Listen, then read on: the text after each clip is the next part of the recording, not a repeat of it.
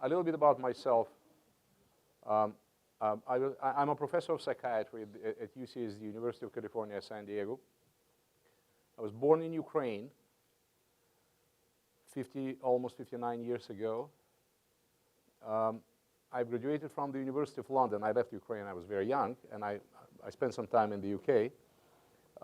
And I did my medical education at the University of London, St. George's Hospital Medical School, and then I did my residency in general psychiatry there, and then my fellowship in addiction psychiatry there, and then another fellowship in forensic psychiatry there. So it was a long period of time sitting in schools and doing all sorts of things.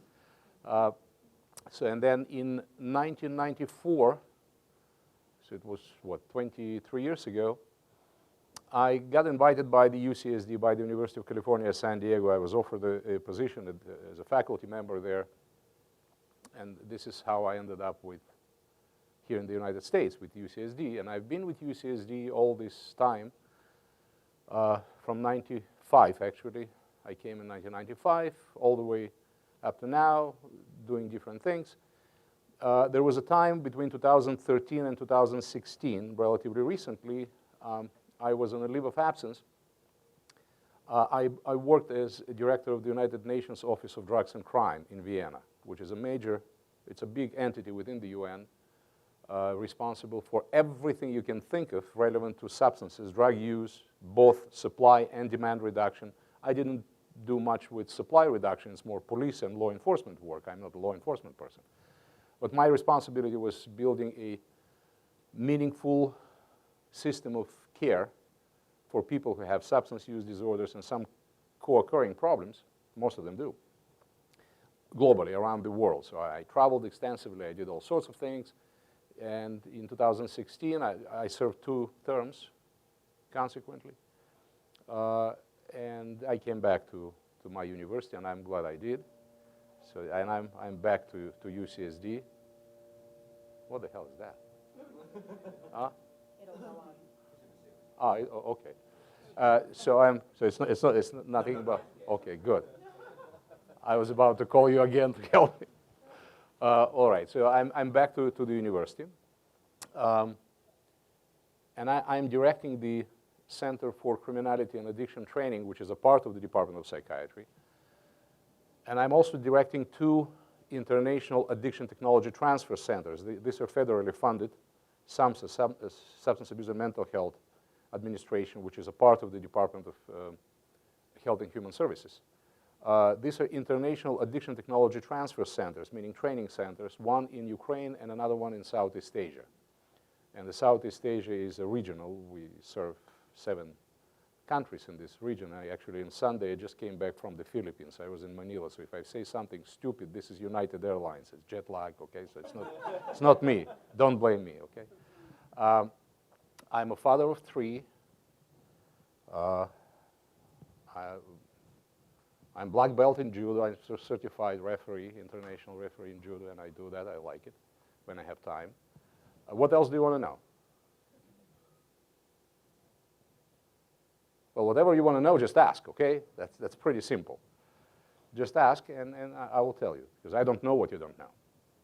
All right, my understanding that you are all federal probation officers, and some of you work with clients who have all sorts of mental health and substance use difficulties, but not all of you, right? Pretty much all of you, okay.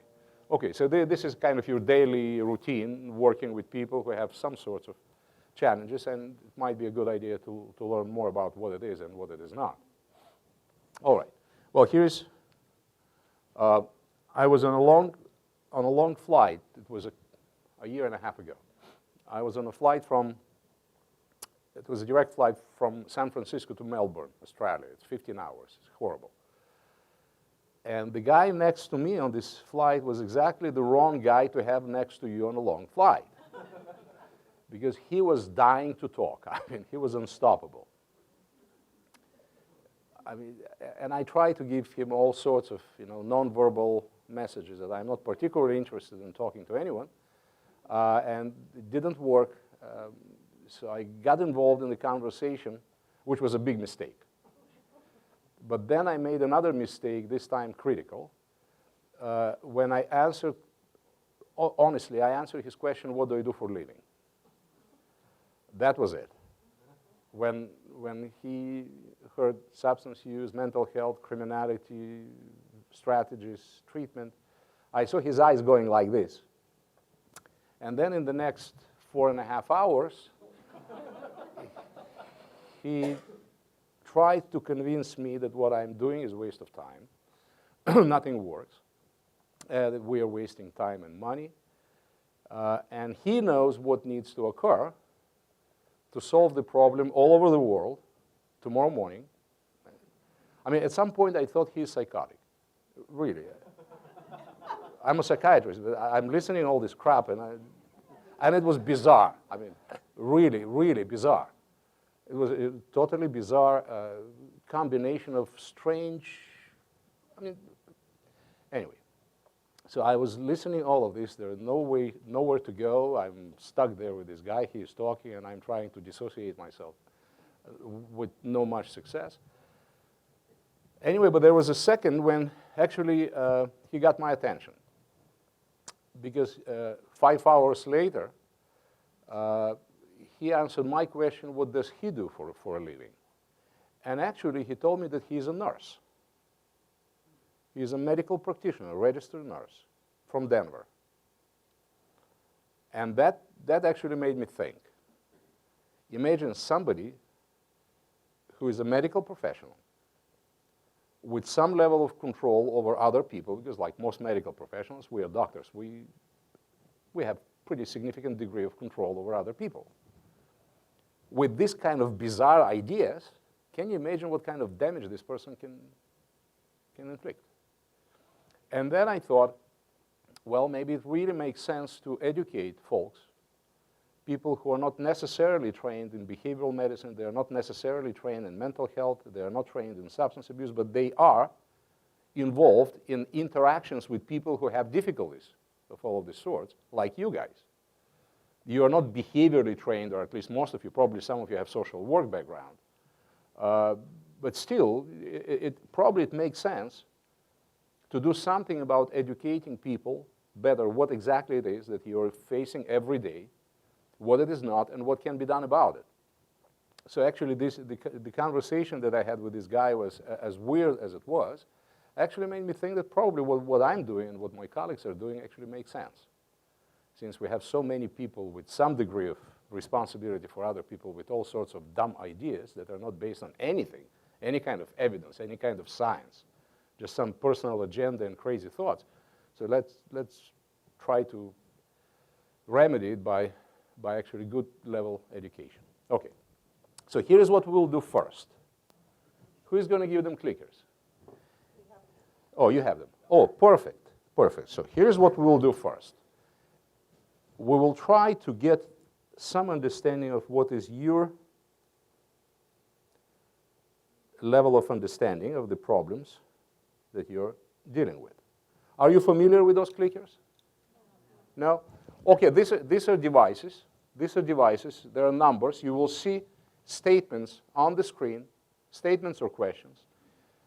Think. Give yourself time to think. Don't rush.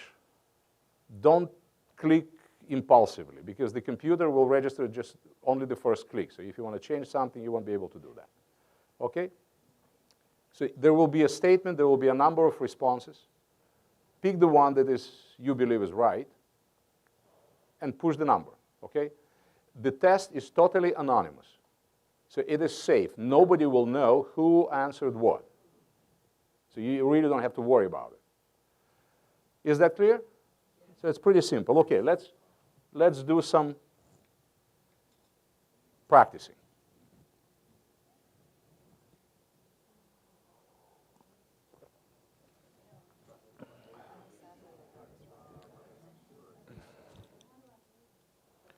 You just push the number.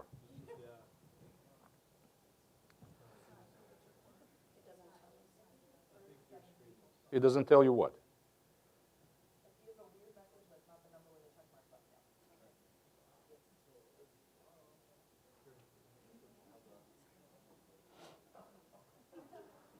Okay.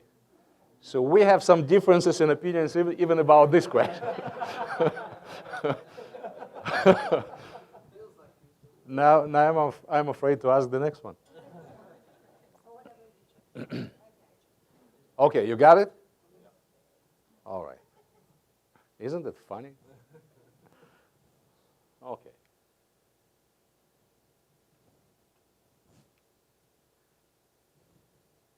Oops. Oh, we have one more response. We just got one more response. Hmm? You want to reset it? Okay. That's fine.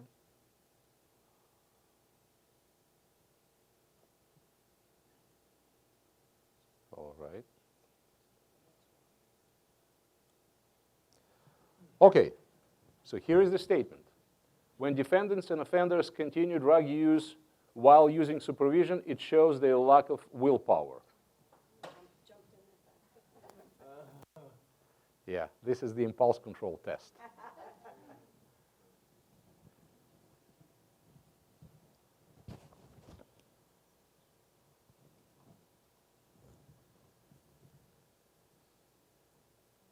Huh. Isn't it interesting?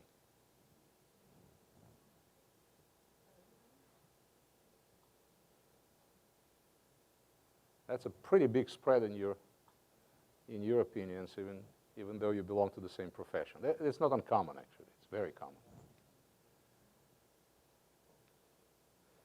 Medication is ineffective. Please pay attention. This is the statement. Medication is ineffective in treatment of substance use disorders.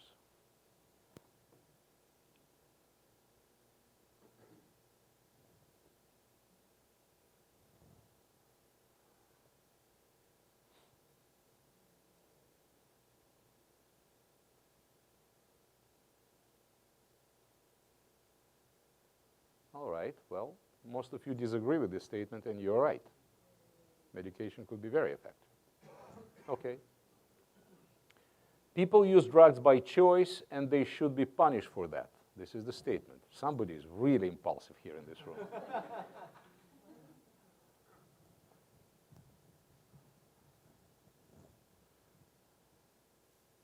Huh.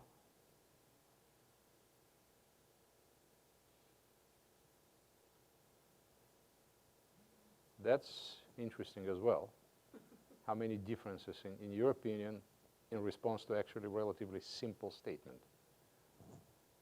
Okay. Motivation for change is something that people either have or they don't.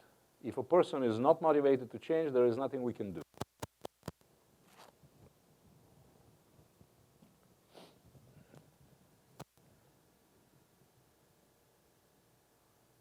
Uh-huh.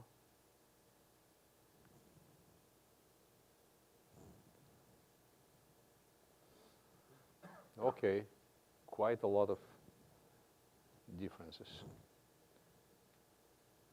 Which of the following treatment interventions are effective in reducing recidivism in substance-involved offenders? Boot camps. Where are you going?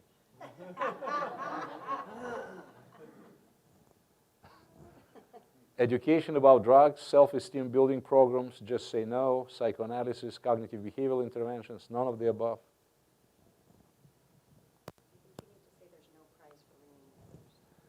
No, there's absolutely no prize for speed. No, don't worry about that. You don't have to rush. Okay, it seems like there is a consensus that cognitive behavioral interventions are effective. Nice. Pressure and consequences are the only way to make people change. This is the statement.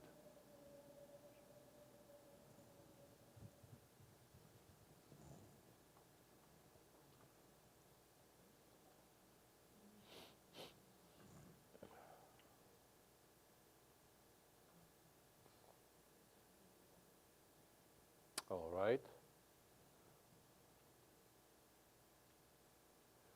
We just need to legalize drugs and the problem will be solved. Well, I can predict what the answers are going to be with this crowd. It's not that difficult to predict. But even though with all the predictions, still there are some differences here, though the majority of you disagree with that. Okay. Placing individuals with substance use problems under intensive supervision helps reducing recidivism rates.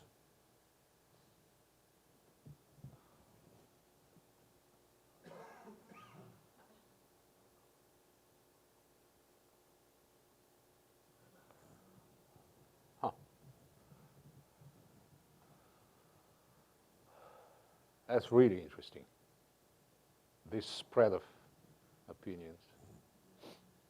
Okay. Providing any level of available treatment to those with substance use problems is better than providing no treatment at all.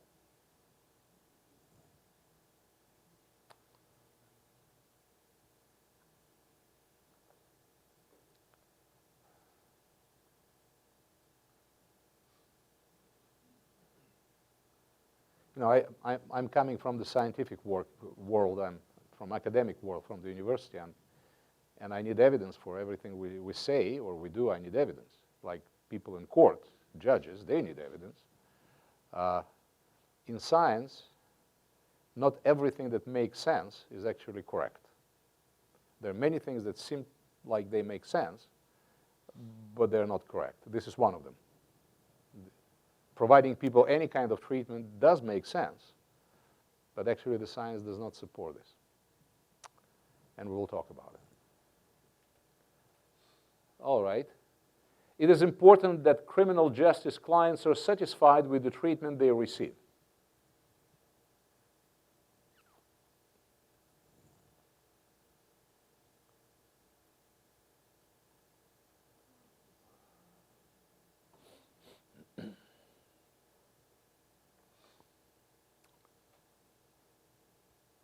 All right. This is actually extremely important. The data is very clear about it. Thank you. Okay, please don't put these clickers in your pocket. They don't do any good with your fridge, DVD at home. They don't work. And they're expensive. Give it back to people, please, because they will need them. Okay, wonderful. Okay, let's go back to the presentation that I need.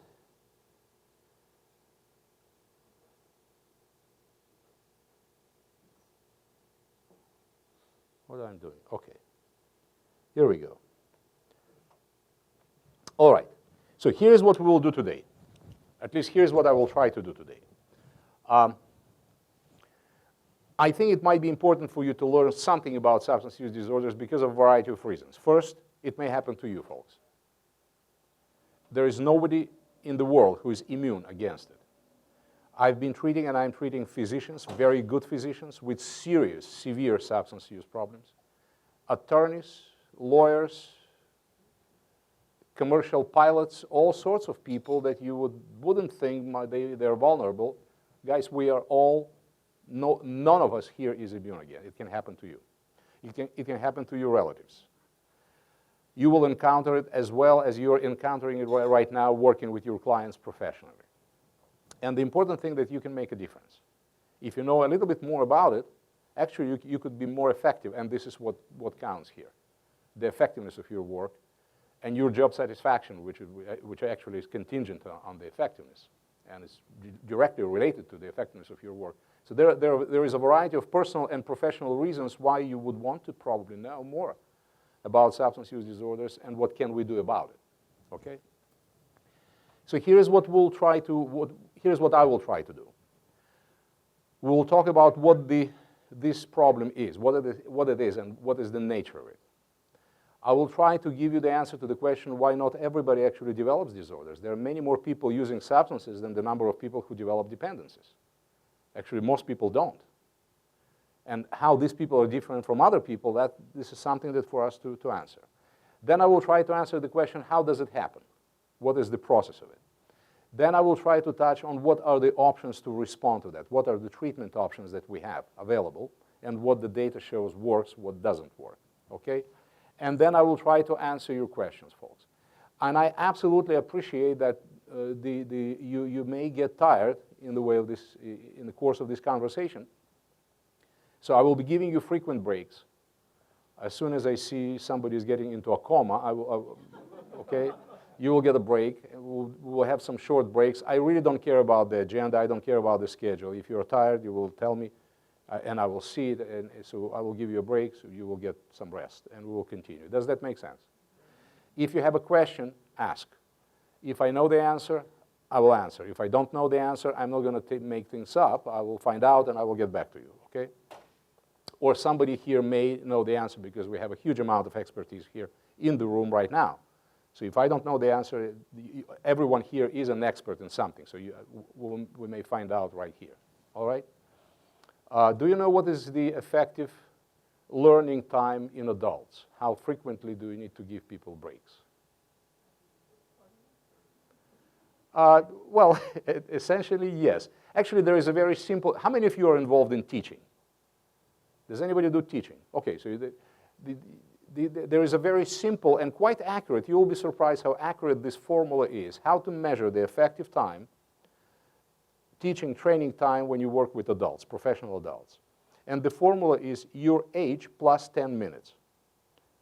The age plus 10 minutes. So when you work with a group, so a helpful thing to do is to find out what is the average age here. But so it seems like the average age here is 26. No.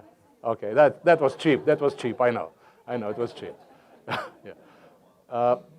Plus 10 minutes, and this is actually it's a helpful formula to find out when do you need to give people a break so they will be in a workable condition. All right. So I will be giving you breaks. If you need a break, tell me. All right. So let's take a look at what do we know from science. What do we know from research about substance use, the problem, the nature of the problem, and what can we do? So here's what is happening around the world. There is a significant number of people who are using drugs, and they're using drugs regularly. I'm not saying that all of them are drug dependent or they developed addiction. These are two different things, and I will clarify for you what dependence and addictions are. But these are people who use substances regularly, and this is quite a significant number. Actually, we are talking about approximately 5% of the world population. So it's quite prevalent problem around the world with different degree of prevalence in different regions of the world. The problem is one of many, is that less than 10% of these people receive any systematic treatment or any treatment at all. And this is a treatable condition. And this is just another evidence of that we underutilize all over the world, including in the United States. We underutilize the options that we know from research and from practice are quite effective in addressing the problem of substance use and some additional co-occurring issues like mental health problems, criminality, unemployment, homelessness, and many other things. Here is the big question. Why does that happen? Why do people get stuck? And not everybody. Why people start using substances and they get stuck? Folks, what do you think? Why do people use drugs? Anyone? I think sometimes it could be caused by trauma. It could be as a result of traumatic experience. Possibly. Feels tells me that they like it. They just like the way it works. They like the escape Escape from what? from reality, from the active mind. Why? That's an interesting idea. Why would you want to escape from reality? For what reason? Because of the other things, trauma, Okay. life going on. All right, got it. So because of the adverse experiences in the past. Okay. Experiences. Okay, that's interesting. Then we need to answer the question why people who have never had any adverse experiences, they continue using drugs. So that's an interesting question. Yeah. Yes, what did you say, sir? I said it feels good. Because it does feel good. Okay. The peer pressure? Well, they could be positive, not necessarily negative, but they could be positive. It could be all sorts of pressures. Okay, that's fine. That's right.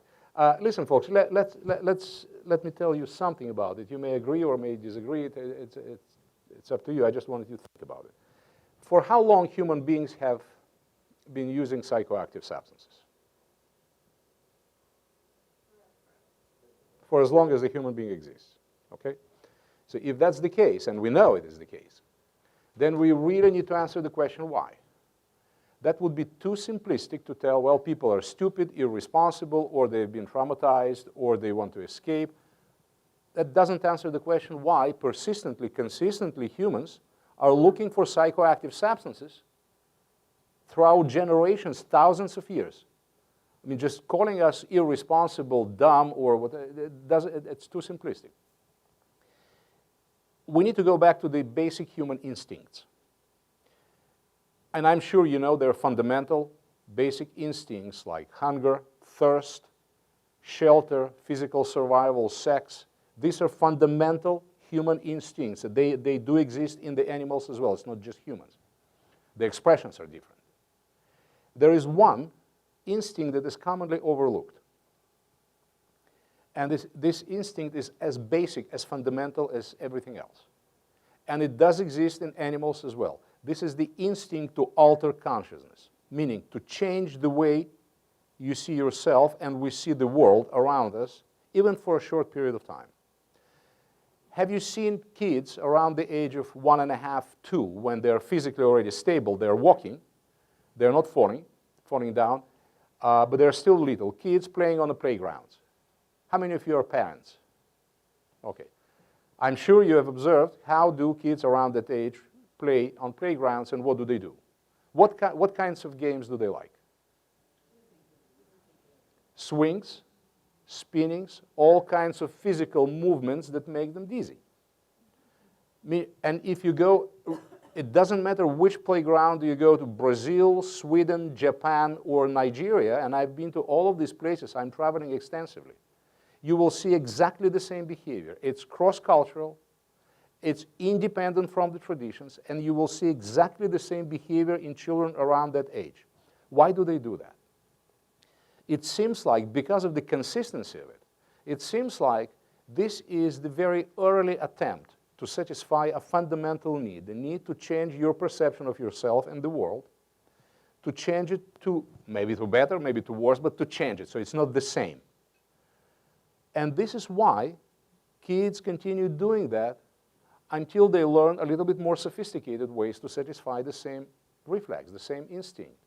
As adults, we're actually doing it many times a day. We just don't think about it. We daydream, we exercise, we use religious practices, we read books, we watch movies, we do all sorts of things every day, many times a day, to satisfy a fundamental instinct to alter the consciousness, to change the way we perceive ourselves and the world. This is normal. This is a normal human behavior. There's absolutely nothing wrong. Guess what? Drugs do exactly that. Substances, psychoactive substances are actually very good in satisfying this instinct. In this case, you're a little bit more passive. You're the recipient of the effect, but you still need to take it. Okay? In other words, what I'm saying is that substance use disorders, or the drug use in general, could be viewed as a potentially problematic way to satisfy a normal human instinct. Do you follow me? The instinct is normal. The way some people try to satisfy it could be potentially problematic and may lead to significant problems. But the instinct itself, the impulse itself, is normal. Okay? When people start using substances, typically people like what substances do, exactly what you said. We just like the way they work on the brain. And what you said, and you said, it's actually accurate too. Substances do help escape experiences, situations that are unpleasant. And actually they could be very helpful in doing that. Again, it could result in multiple other problems, but as a way of getting this result done, they could be quite effective. Does that make sense to you folks? If something doesn't make sense to you, just stop me and let's talk about it. Let's talk about it, because I really want to have a conversation. It's not a big guy professor came to you telling you what to do. I don't like this kind of stuff. Let's have a conversation. If it doesn't make sense to you, let's discuss it. Yes? If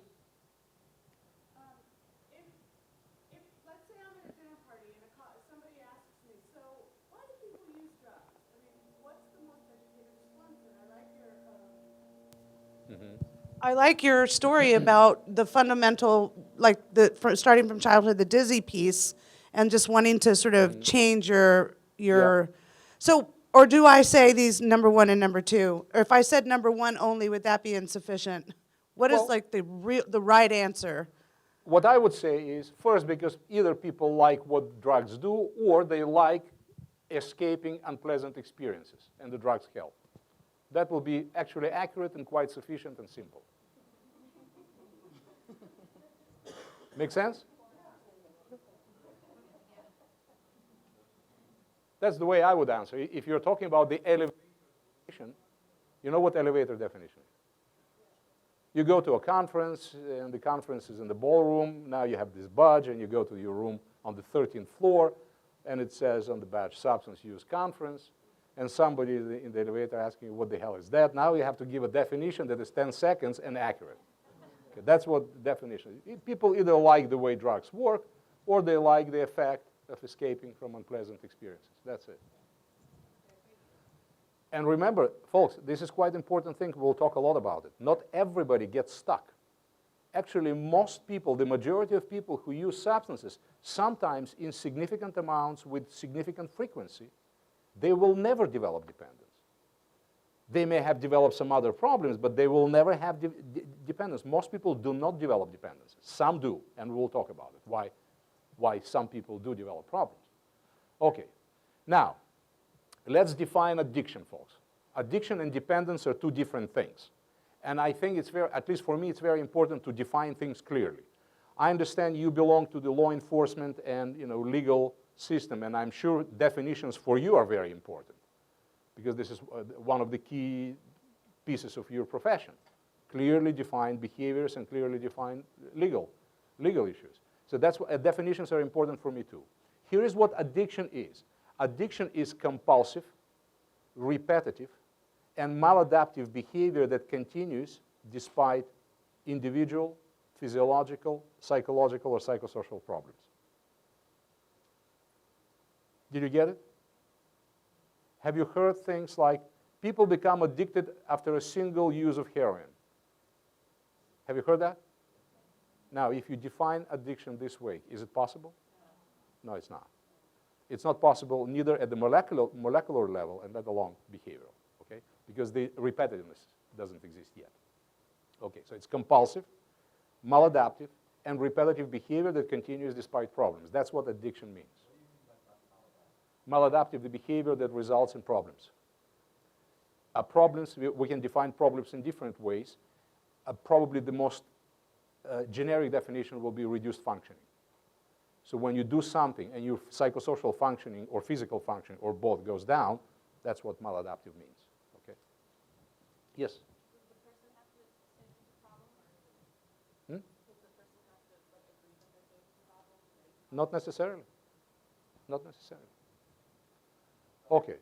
Yes? For the purpose of this, the term addiction and dependence, are they used interchangeably, or is there a... Good question. Unfortunately, yes. The word addiction and dependence, the two words, often are used interchangeably. They mean different things. Dependence is a set of neurophysiological adaptations. These are changes that happen in your brain, and I will tell you more about it, as a result of drug exposure. That's what dependence means. Addiction is a huge set of behaviors to support already developed dependence. Example, you have a patient, you have a person with cancer, with significant pain, and for pain control purposes, the person is getting opioids, right? This is typically what happens. We prescribe opioids for pain control, and this is the way it should be done, if it's done correctly. We need to make sure that people's pain is controlled as good as possible. Okay. Do you think the dependence will develop? Most likely, yes, because the tolerance will go up gradually. There will be some signs of withdrawal if we try to stop it. There will be some signs of neuroadaptation. Do you think this is the person who will go on the street looking for a drug dealer to buy heroin? Probably not. This is the person who is likely to start shopping for more doctors to get more prescriptions. But this is not the person who will go on the streets, the East LA, looking for a drug dealer buying heroin. This is completely different type of behavior. So the dependence is there. The addiction phenomenon is probably not. Do you understand the difference now? Okay. That's a good question. Now, here is the question why only some people develop problems. This is one of the key questions that I will try to answer today for you as much as I can. Let's go to the beginning. Substance use disorders are pediatric conditions, and this is not the way most people think about it. The typical age of onset all over the world, the typical age of onset of substance use is around 12, 17, which is a pediatric age. In other words, substance use disorders are conditions with pediatric beginning that they go on through the lifespan. But these are primarily pediatric onset conditions, similar to child type 1 diabetes, similar to obesity, similar to some endocrinology problems, similar to child hypertension. These are conditions that start in the childhood. Why is this important, folks? For all sorts of reasons. First, we are not doing a good job training doctors, training particularly pediatricians and pediatric medical network in detecting, screening, and intervening early enough when we realize that this kid has some problematic substance use. This is just against the common sense because we do asthma screening, we do diabetes screening, we do screening for some gynecological diseases at that age.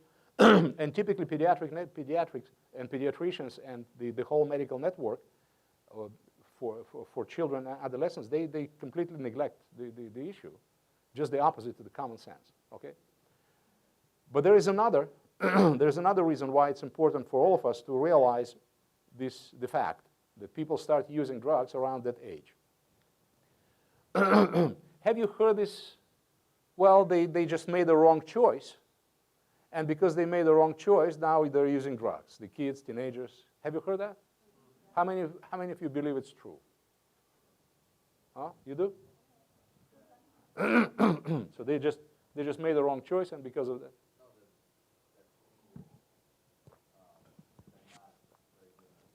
Well, here is the thing.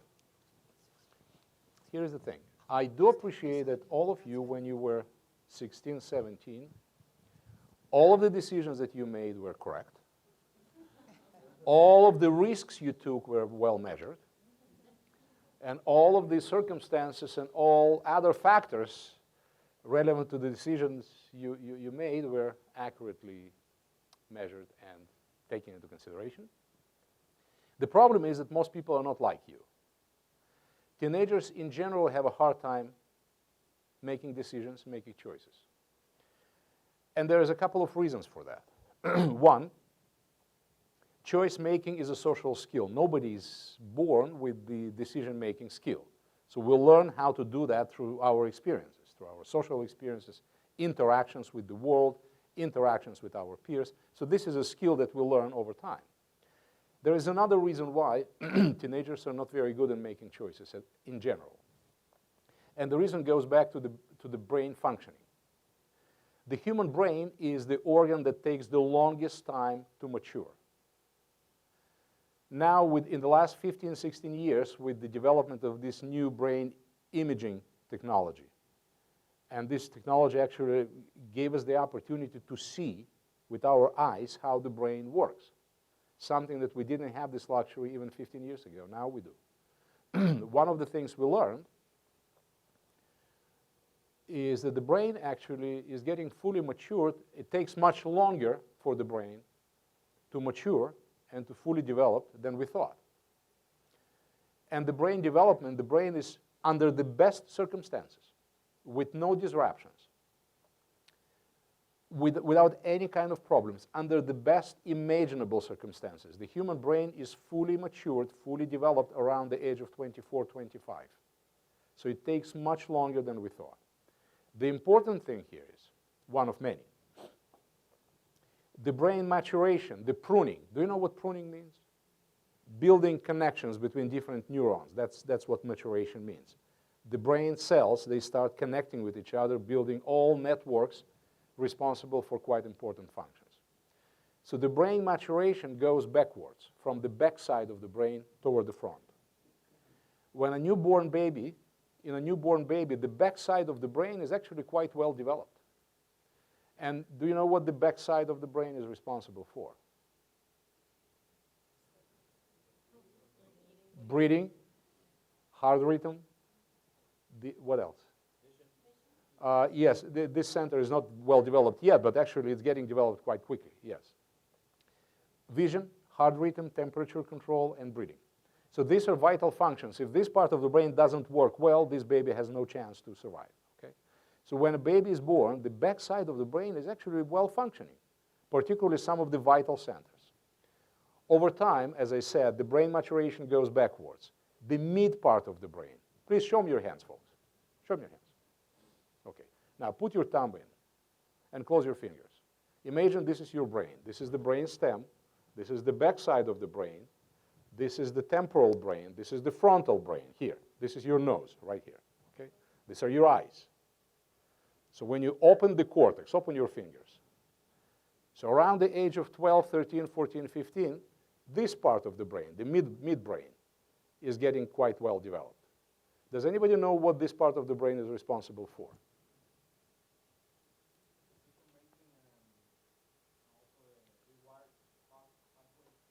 Exactly. This part of the brain is the reward and reinforcing brain. It's emotional brain, affective brain. This is the brain, the part of the brain that is actually quite important for us, for our ability to experience pleasure, to like or dislike things. This is still not a conscious brain. This part of the brain generates the impulses that then they go to the frontal lobe, frontal cortex, and the decisions and executive functions are there. But this is the part of the brain that is responsible for our sleep pattern, responsible for our impulsivity level, and generally speaking, this is the emotional brain. The scientific term for this part of the brain is the ventral tegmental mesolimbic system. You don't have to remember. It won't be on your test. You don't have to do it, okay? But we know this is a pretty significant region in the brain with lots of small pieces. They're all responsible for different things, quite important things. But the midbrain is getting quite well developed around the age of 12, 13, 14, 15. That's a teenage. And then the process of brain maturation continues and goes further frontal. And now you have a frontal cortex. What the frontal cortex is responsible for? Decision-making, judgment, executive functions. Exactly. In other words, when the midbrain tells you, let's do that, it will be fun, the frontal brain tells you, hold on a sec, remember last time you did that, what happened? Okay? So, I'm serious. That's exactly what happens. In teenagers, the brake system is not there yet. In teenagers, the frontal cortex is not fully developed. They didn't have even chronologically time to develop it. Those of you who have teenagers at home, or teenagers at home, does anybody have teenagers at home? Okay, so I guess you figured it out. They tend to be moody. They tend to be impulsive. They tend to take more risks than you believe they should have. They tend not to listen well the rational argument that you are willing to present if you reduce your impulsivity and stay cool, which is not difficult, not that easy. Okay? So teenagers tend to exhibit all of these behaviors. In fact, when you work with teenagers, you work with somebody with temporary antisocial psychopathy. It will go away. Most of these things they will go away. But in fact, from the behavioral standpoint, the behaviors are quite similar. Inability to learn from mistakes, impulsivity, all of these things. Okay?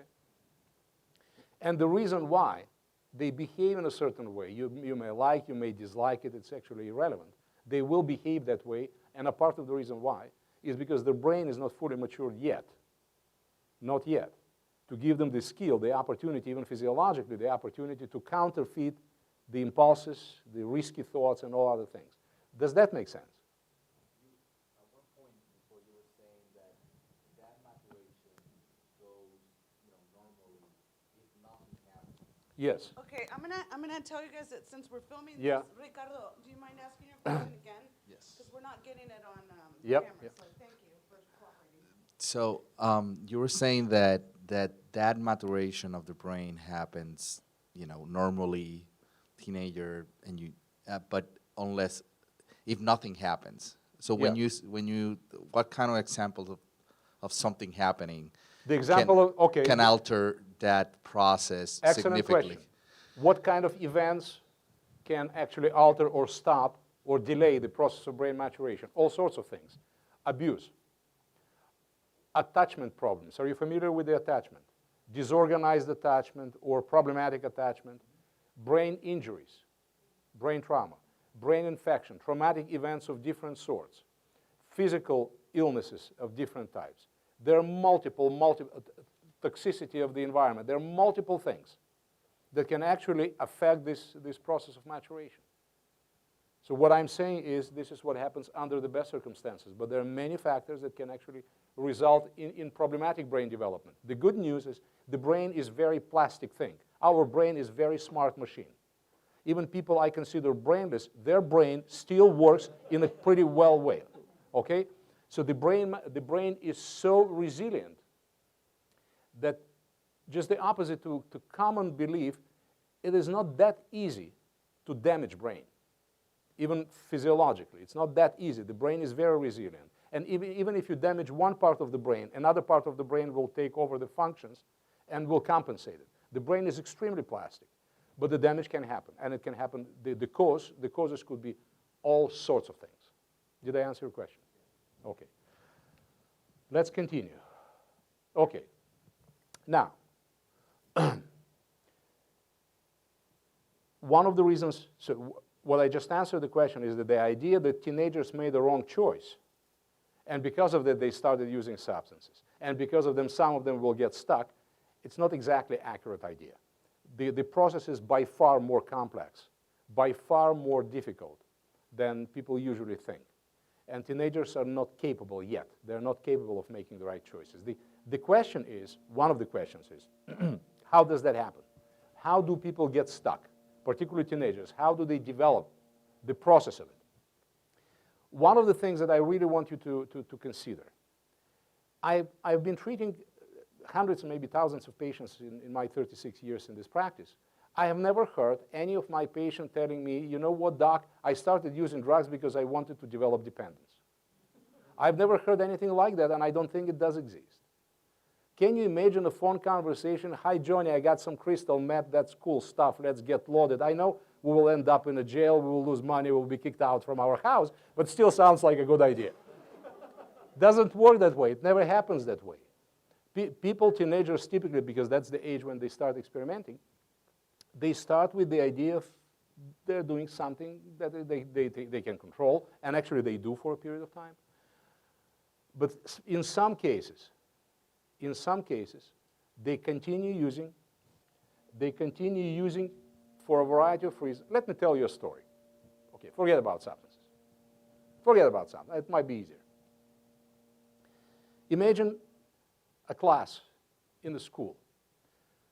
They're 15. All of them are 15.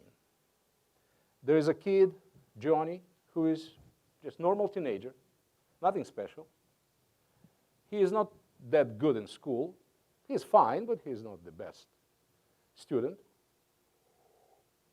He is not very good in sports. He doesn't play music. He is not the best looking guy in the class. Actually, no one pays attention. He's just nobody. His mom is very busy, working on 2 jobs. His father is kind of computer genius, doing something with his computers all day long. He doesn't have any siblings, so he's lonely. Girls don't pay much attention to him because he's not very good looking, he's not good in sports, he doesn't play music, he's not a popular guy, he's kind of on the shy side. I mean, he's nobody.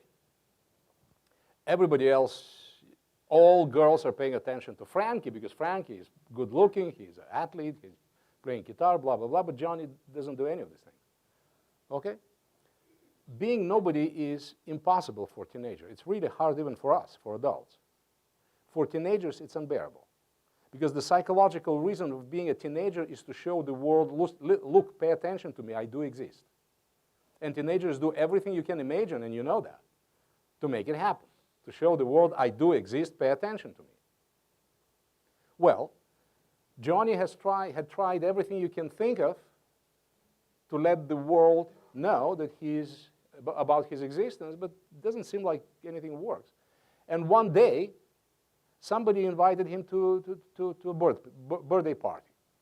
Okay, that's kind of unusual occurrence. But he got invited to a birthday party. He went there. I mean, he took an hour-long shower to look good, to smell good, da, da, da, da. All right? So he went to this party, a bunch of kids there. There's some alcohol, but Johnny doesn't drink much. He's not very interested in alcohol. And, you know, every girl is around Frankie, who is playing guitar. Johnny is kind of lost. And all of a sudden, a girl said, "Hi, you're Johnny." "Yes." "And my name is Mary. Do you want to talk?" That's not very common experience for Johnny. He said, "Of course I do." And they spent the night talking. And, I mean, even 30 minutes later, she still remembered his name. His own mother probably doesn't remember his name. And they're still talking, and he felt so appreciated. He felt so noticed. And that's it, and he went home. Everything was fine. He didn't have any booze. He didn't have any drugs. He didn't do anything wrong. He just spent 2 hours talking to this girl, Mary, and he felt so appreciated. And the next day in a math class, do you think he's thinking about math? Unlikely. Okay? Very unlikely. He is now very anxious that he was shy enough, he was not brave enough to ask Mary for her phone number. Okay? He just didn't feel comfortable doing that. And he did not ask Mary, and now he feels really sorry he didn't. Now he's thinking, and it is happening in the math class. He's thinking, okay, do I know anyone who may know Mary, who may have her phone number, so I will get it from them? Now there is a chain of thoughts that has nothing to do with the reality of the universe right now. The chain of thoughts relevant to something that is important. So now there is some active seeking happening. And he found, yeah, there is a guy. I know the guy who lives in the same neighborhood with Mary. Maybe he knows her number. He called the guy, and the guy did have the number, and the guy gave the number. And Johnny, I mean, after a period of very deep breathing, because he had to compose himself and you know, get brave, he called Mary, and all of a sudden he heard, "Oh, Johnny, hi, I'm glad you called me." Very unusual experience. Just the opposite to what he expected. "Do you want to get together again? Let's go to the beach." Good idea. And the next day, after school, everything was fine. After school, they went to the beach. They spent an hour walking, talking, and he felt so appreciated. He came back home, and his mom asked, "Where did you go?" He said, "Well, we had some after-school activities, so I had to stay." You know, the first lie. Nothing bad, nothing problematic, but he didn't tell the truth. Something is happening here. He didn't feel comfortable admitting that he was with a girl, talking to the girl. They didn't do anything wrong, just talking and walking. Okay? And the next week, they had another conversation, and Mary said, "Listen, next week, I have a free day on Wednesday. Let's go. There is a rock band in town, and they do play really great." Well, she has a free day from school, but he doesn't. Do you think he will say no? I wouldn't. If I was him, I wouldn't. He said, "Of course, let's do it." Okay, so he missed a day in school. They went to rock band, spent the whole day together, wonderful. Now they're holding hands, nothing more than that, but they feel kind of nice. And Johnny is absolutely in phenomenal mood because this had never happened before. What a great experience, and da-da-da, da-da-da, da-da-da. A couple of months later, to make it short, a couple of months later, the principal called his parents and asking, what's wrong with Johnny? He is absent for 2 weeks. Is he okay? How's his health? And the parents are in a state of panic. Now you have all sorts of problems. Now Johnny had a very good conversation and talking to the parents. And the parents have some parenting issues, and they didn't know how to approach this problem correctly, so they decided to kick him out, and they did. And where do you think he will go?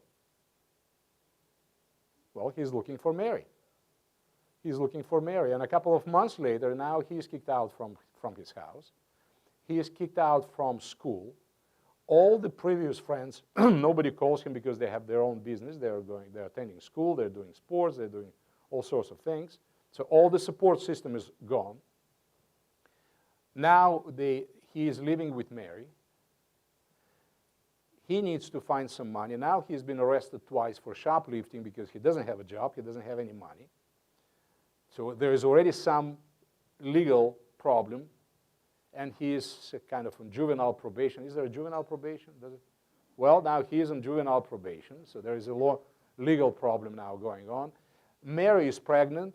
They already had some fights, so he got arrested for the third time because the neighbors, they're renting a small studio in a pretty bad neighborhood. The neighbors called the police because of the noise, and apparently they're fighting, so he got arrested for domestic violence. You see, all hell broke loose. Now there is a bunch of problems. Now, the only thing that he does have is Mary. Everything else gone. Is this a realistic story, folks? Well, if you take out Mary and replace it with substances, you will see the dynamic is pretty much the same. That's exactly what happens. It doesn't happen overnight. It usually happens in a kind of relatively harmless way. But then for some people, without any other social alternative, without social support system, and with some biological vulnerabilities, the chances are they will start developing problems. And they can get stuck quite significantly and develop a lot of difficulties relevant to substances. Okay. Here is what, very briefly. Yes? Hi. I'm just wondering, I've been wondering if there is any significant difference between the maturation process of a female brain and the male brains. Female and male? Yeah. Women usually do it better. I'm serious, I'm not kidding. Yeah. Better means earlier or? Well, if serious, completely serious, it's not earlier. The density in females, the density of neuronal connections in some parts of the brain appear to be bigger, larger than in males. Over time, it will get compensated, so it happens earlier. Generally speaking, the differences are not very, very significant that could explain substance use problems. But there are some differences, gender-related differences. Thank you. Okay, here's what I want you to show you. What? Well, this was not a cheap way to be liked. No, just that's what we know from research. Okay, let me go back. In our brain, a little bit neurophysiology. I mean, I train psychiatry residents and medical students, and the brain neurophysiology course is 6 to 7 months. I will do it in 10 minutes. So you should feel good about it. Are you still okay, or you're not tired? Still all right? One of the reasons we are capable to experience pleasure, one of the physiological reasons for that.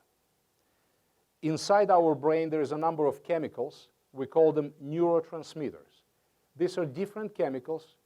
They belong to different classes of chemicals, but they have something in common. They're capable to transfer a signal from one brain cell to another. meaning they're going through synapse. Do you know what synapse means? Synapse is a space between the two cells. So they're capable to go from one place, from one neuron brain cell, through the synapse to activate the neighboring neuron, and then the process will continue. There is one, there are more than 100 different neurotransmitters. There is one quite important for us. We call them dopamine. Have you heard about dopamine, anything? Well, the dopamine is quite an important thing. And when we have well-working dopamine system in the brain, one of the things we experience is we are capable to experience reward. We are capable to experience pleasure. And if we don't have enough dopamine and serotonin is another important thing. If we don't have enough of them, or there is something problematic happening in the brain that affects dopamine and serotonin system, that will be actually a big problem for us, because people will be depressed, people will have insomnia, people will experience anxiety, and all sorts of quite unpleasant things. Okay? So the dopamine and serotonin are very important normal brain chemicals, and they're very important for our ability to experience and to be normal, to experience many important things. For instance, when you are hungry, when we are hungry and the brain tells you, listen, feed me, quit this damn lecture and go ahead and feed me, okay, because I'm hungry. That's the brain sends a signal. It's quite an important signal. It's life-saving, okay?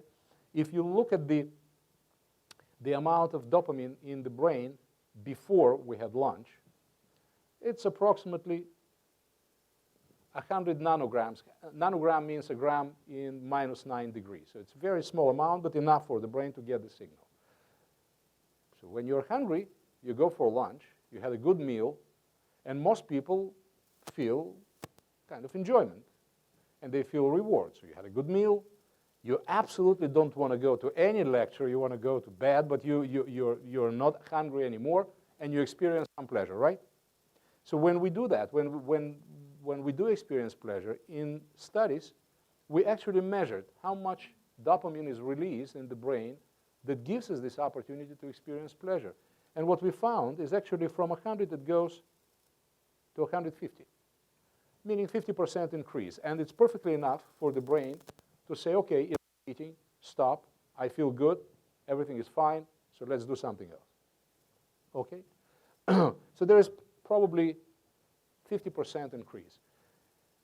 The same we did measuring the sexual activity, because most people still find sexual activities pleasurable. Okay?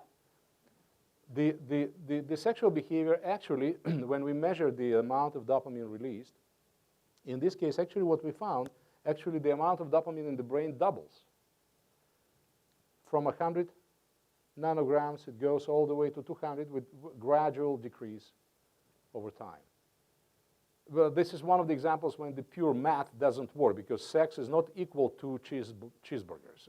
But from the dopamine release standpoint, actually it's significant. It's probably twice as high. Here's what happens when people use drugs. In case of morphine, meaning heroin, morphine is opioid. Like heroin is another opioid. All of the opioids, they act, regardless of what kind of opioid the person is using, the active molecule in the brain is the molecule of morphine anyway.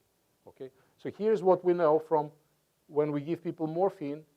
There is an increase, and it tends to stay significantly longer than anything else, for a couple of hours. In case of Coke, the increase is even practically threefold. Is any of you a smoker here? You don't have to answer. You don't have to answer. If there is a smoker here, or some of you are ex-smokers, you know that people who smoke, they smoke a cigarette, then probably 40, 45 minutes later, they feel another urge, they feel craving, so they have to smoke again. And the reason why is because nicotine actually does result in 2.5-fold increase in the amount of dopamine. But the problem is nicotine is very short-acting substance. So very short time, less than an hour, it will start coming down. So then people need another cigarette. And please pay attention. Here's what happens in case of amphetamine-type substances. Amphetamines, methamphetamines, and the group of stimulants. the increase goes 10, 11-fold. Can you imagine the intensity of this experience? 10-fold increase in the amount of dopamine in the brain. Can you imagine the system? The system is whole shaking. It's totally abnormal. It's totally abnormal. Now the brain is flooded with dopamine and very little serotonin. But if you think about it, if you think about dopamine as gas in your car and serotonin as a brake fluid, imagine a car full of gas, no brake fluid, and the driver is paranoid.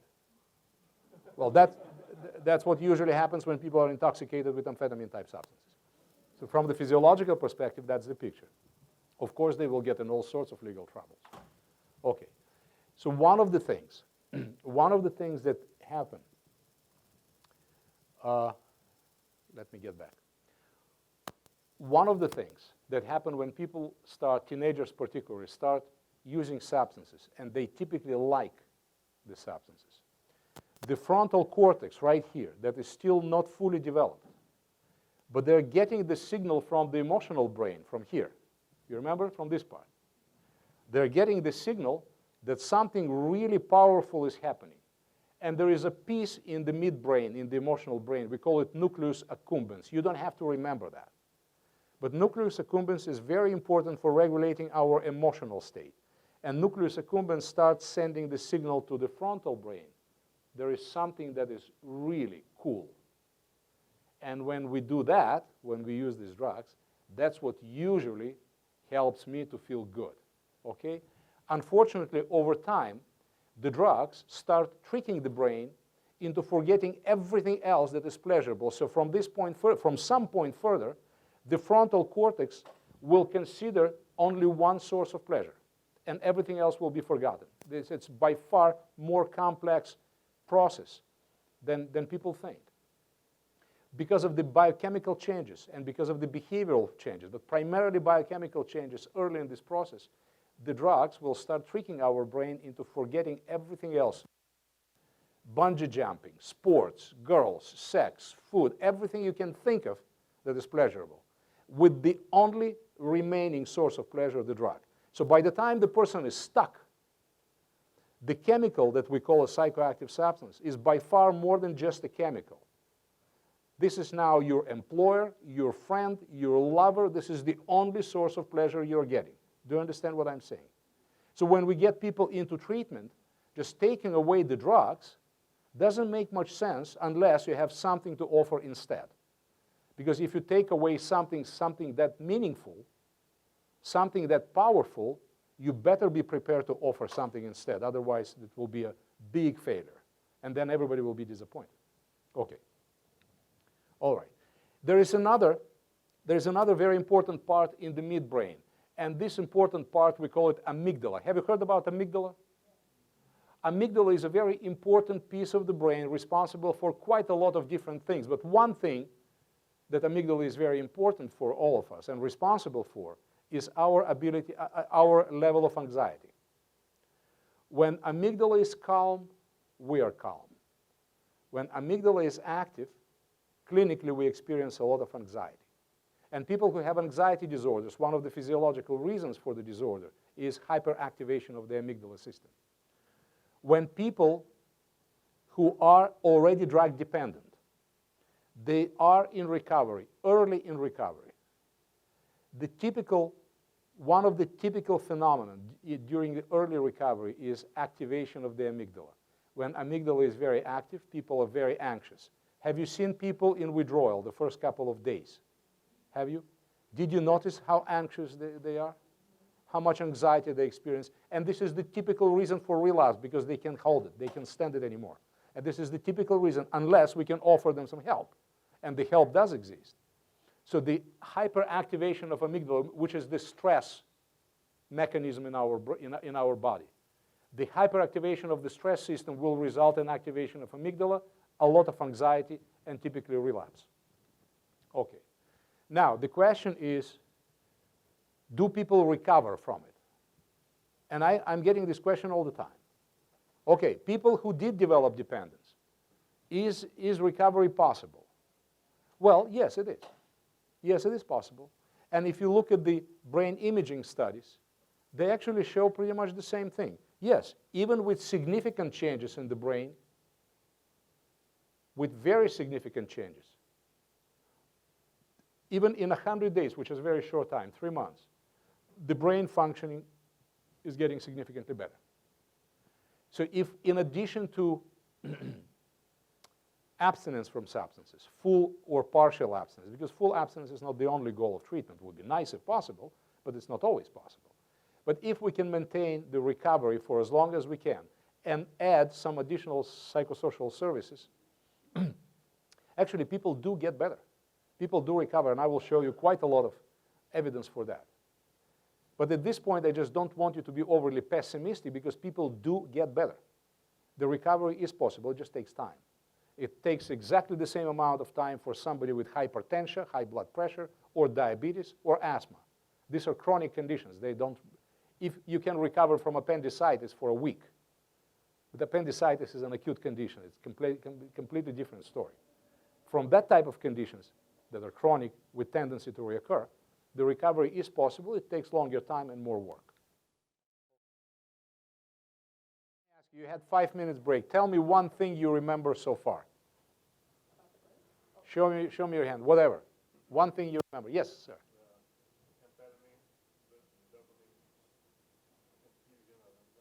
Okay, the effect of amphetamines on dopamine brain transmission. Nice. What else? Well, you don't need me to do that. Yeah. She misremembered. Yeah. Yes. It's fundamental need to change our ultimate reality. Okay, so there is a fundamental instinct that in a way could explain why people do use chemicals. Okay, very nice.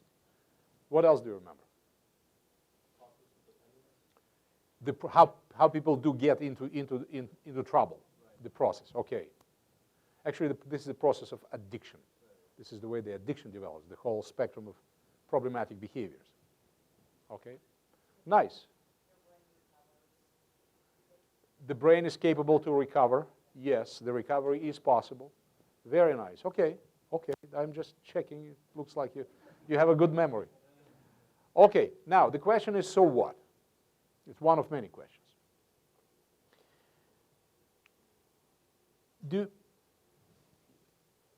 I hope you understand, I'm sure you understand, that you and I, every day, we are facing behaviors that kind of go against common sense. Because the common sense tells me that when somebody got a heart attack for the first time, that should be a perfect reason to quit smoking, right?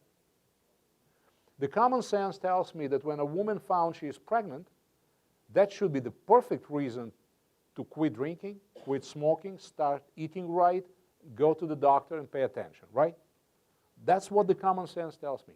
My common sense tells me that spending a night in the county jail should dissuade anyone to do anything illegal anymore in life, right?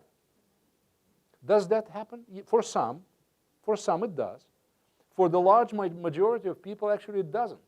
And this is something, I don't know if you have thought about it, but intuitively I'm sure you have. You have sensed it. That you are facing something that it actually doesn't make sense. The person is doing more of the same thing over and over again, facing exactly the same negative result, and continue doing that. Isn't it weird? And we've been trying to answer this question, why?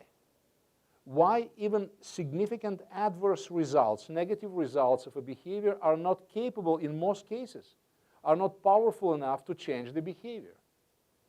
Why it doesn't happen that way?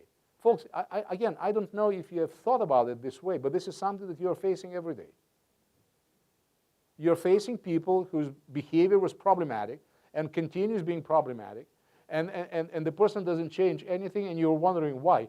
Didn't you have enough already of this crap? And we have been trying to answer this question, why? Most people don't change the behavior, even people who have experienced the negative results. We have been trying to answer this question for hundreds of years. And if you look at the common belief systems around there, out there. I'm sure you have heard these things before. I'm not telling you anything new. When you ask your colleagues why people don't change their behavior, most likely you will hear three types of answers. Some people will tell you, well, people don't change their behavior because they don't know they have a problem. So the knowledge is missing. They don't know there is a problem, that's why they don't change it. So the knowledge part is missing. You may also hear things like, people don't change their behavior because they don't know how. So they know there is a problem, but they don't have skills to change it. So the knowledge is there, the skills are not. In criminal justice environments, in law enforcement and judicial environments, there is a very common belief system that people don't change their behavior simply because they don't care. They don't give a dime about it. So the knowledge is there, and the skills are probably there too, but they just don't care. If you don't care about something, why would you change anything? Have you heard these kind of things? I'm sure you have. Folks, I have a good news for you. The good news is, if these things are true, you absolutely don't need me. You really don't, because the solutions are very simple. If the knowledge is missing, give people knowledge. Get a bunch of people who are amphetamine dependent, put them in a classroom, give them a lecture how bad it is, and here's what happens to your brain when you do that. That should work. You just gave them the knowledge. By the way, this is exactly what this DUI treatment is like. You get a bunch of people with DUIs, give them a lecture, give them a class, show them terrible pictures. The only thing they feel like, the impulse they feel like 2 minutes after the end of the class is to have another drink because they're so anxious and so pissed off, forgive me. So that, I mean, as stupid as it is, this is our reality. It doesn't make any sense to do, and we continue doing that. Okay, so if the knowledge is missing, give them knowledge. If the skills are missing, well, give them skills. You get a bunch of unemployed folks, give them 45 minutes class, how to dress up for job interview and how to write the application, and they will find a job, right? If the care, the emotional part is missing, well, give them hell. Scare them. Put them in jails. That should do it for sure. If somebody doesn't care, well, make the person care for it care about it, and you can do it by making this person uncomfortable. That should do it. And we all know how ineffective these strategies are. So what the common sense shows and what the real life shows, these are two very different things. Just giving people knowledge, giving people skills, or making them feel uncomfortable for using different strategies actually doesn't help much in changing human behavior. And one of the reasons why, relevant to substance use disorders, in people who already develop dependence, their brain is in fact rewired and it's not functioning the way it used to function. So this is not just a bad habit, being crazy, criminal, not having willpower, not being religious, none of this nonsense, folks. These are probably some additional factors, but none of them actually can explain the behavior that we are observing and the type of problems that we are observing in people with drug dependence. The biggest problem is that the brain of these people is not functioning the way it used to function. Again, is the recovery possible? Yes, it is, but it takes time. But at the time when you work with the client, their brain is not functioning the way your brain is functioning. So the expectation that you will use common sense or any kind of pressure or any kind of rewards along, the expectation is kind of unrealistic, and this is one of the reasons why we expect something from people with significant dependence, we don't get it, and then we get significantly disappointed. I have a question. I was asking this at break time, so hopefully I can articulate it the way I was trying to. And I was explaining to you that I had read a book about trauma and how trauma physically changes the brain. Yep. So Dr. Pohl, who was the speaker at that time, he was saying that people who experience traumatic events, their brain physically changes, right? So this creates, different kinds of problems, but one of them is their pain tolerance seems to be lower than like a normal brain. So they're more susceptible to feel pain than, the rest of us, or most of us.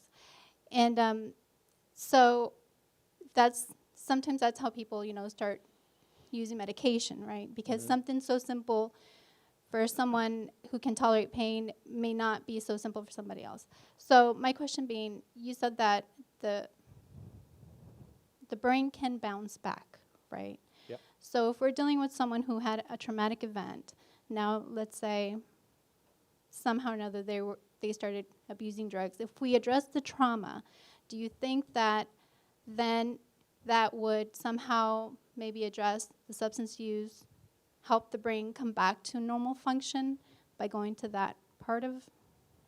What a wonderful question. Did you understand the question? In people with co-occurring trauma, psychological trauma, and substance use disorders, can we address the trauma, and will this result in a reduction of substance use disorder severity and maybe recovery? The simple answer is yes. Okay, let me tell you a little bit more. It might be interesting for you. Have you heard about self-medication concept? In people who are mentally ill, so they use substances to self-medicate themselves. This is not impossible. This is a possible clinical scenario. However, this is by far less common than people think, even professionals, because most of the psychoactive substances make psychiatric symptoms worse, not better. Psychoactive substances make delusions worse, hallucinations worse, anxiety worse. So the self-medication, the idea that people with schizophrenia, they use chemicals to reduce the intensity of voices, actually there is very little evidence for that. One of the situations of real self-medication is exactly the situation you're referring to. People with traumatic experiences, particularly with post-traumatic stress disorder, with intrusive thoughts, with inability to sleep, with impulsive re-traumatization, with all these behavioral, quite debilitating symptoms. This is exactly the population. They tend to use drugs exactly for self-medication purposes, because drugs do reduce the intensity of all these unpleasant PTSD symptoms. And now we see it because the clinical center of the university I work for, the UCSD, is the VA hospital, the San Diego VA. And we see the guys coming back from the war zone, from the military operations, and we see how screwed up they are, and we see the amounts of drugs and the frequency and everything that they do just to reduce the intensity of traumatic symptoms. So we see it every day. In this case, actually, the trauma should be the target of our treatment, because if we do it well, actually the intensity of use of substances will go down and down. At some point, we will need to address it as well, but we need to focus on trauma. The brain will recover. One of the things that you need to know, guys, from the pragmatic standpoint, trauma treatment, this is a wonderful question. Trauma treatment is a thing that you can, if you don't know what are you doing, you can actually do a lot of harm.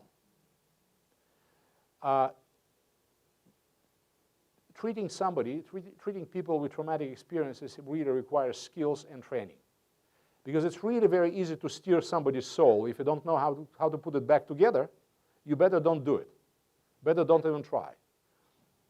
So in this case, when we start treating patients with co-occurring traumatic experience with or without PTSD and substance use disorder, one of the things to remember, the second these people will help them in addressing the substance use problem, meaning they're getting in withdrawal and we are putting them through withdrawal, the trauma symptoms will get worse. And we need to be ready for that. It means that we need to increase the intensity of the counseling the first couple of weeks in treatment, because I know as soon as they start treating substance use, the traumatic experiences, the traumatic symptoms will get worse. The last thing I want to do is the patient to commit suicide as a result of my substance use treatment, okay? I don't want to see it at all. And this is why the best thing to do it is to do it by trained staff within the same facility, by trained people, and to increase as much as possible the intensity of psychosocial control, psychosocial help, group psychotherapy, sometimes medication if needed, okay? Because we know for sure, the second we start substance use treatment, the symptoms of trauma will get worse for a couple of weeks. I need to be prepared for that. All right. Yes? So if these are probation and pretrial services officers, so they would make a referral to a trained person, right? What kind of support can they give in their roles as somebody who might be seeing the client a lot, all the time? What kinds of what kinds of one-on-one interactions would be supportive of that process from their role? The data is actually quite good about it. There are two types of interventions that probation officers are absolutely capable to conduct themselves, not even being clinicians. One is the motivational interviewing and motivational enhancement therapy, something that is based on strength rather than the pathology.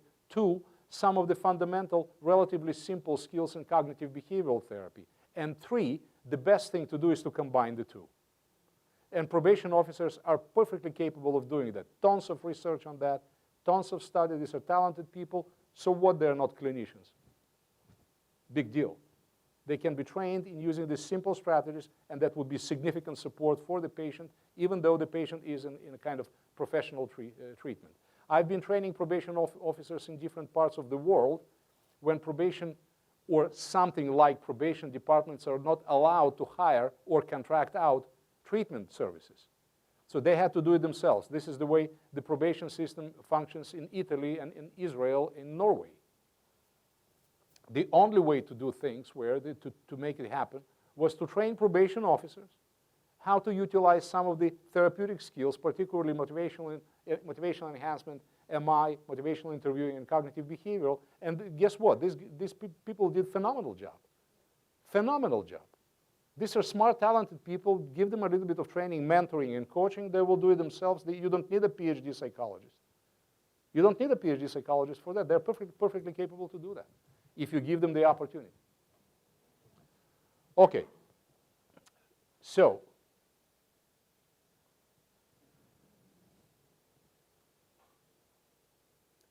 addiction is a chronic brain condition with behavioral expression. This is not just lack of, as I said, willpower or being crazy, mad, criminal, immoral, whatever. All this BS, folks, forget about it. And by BS, I mean behavioral science. I don't know what you thought. Okay? But the question remains the same. Why just the minority of people get stuck? Why not everyone? There are so many teenagers experimenting with substances. I mean, whether you like it or not, teenagers, they're experimenting with everything. With music, with hairstyle, with fashion, with sex. This is just normal behavior. They're supposed to experiment. We don't like it, but that's the way they're supposed to behave. Many of them experiment with substances. Most of them will never develop any problems. If you look at the amount of alcohol and drugs that kids consume on college campuses, you will get scared. And we did that, and we did the analysis of the college campuses' drinking and drugging behavior. Well, when we look at the numbers, it looks like 3 months, all of them will need a rehab. When we follow them up for 7 years, there are studies up to 7 years follow-up. Actually, most of these kids, they graduated, they never had any problems with substances, they don't use anything, and they're fine. Some of them are stuck, but very few, actually, the small minority. So then what happened? They used a lot, they used frequently, they use it in a kind of really crazy situation, but most of them will never get problems. Only some of them will get stuck. That's an interesting question. How a couple of kids are different from everybody else who is experimenting with substances. And what we know, there is a number of risk factors.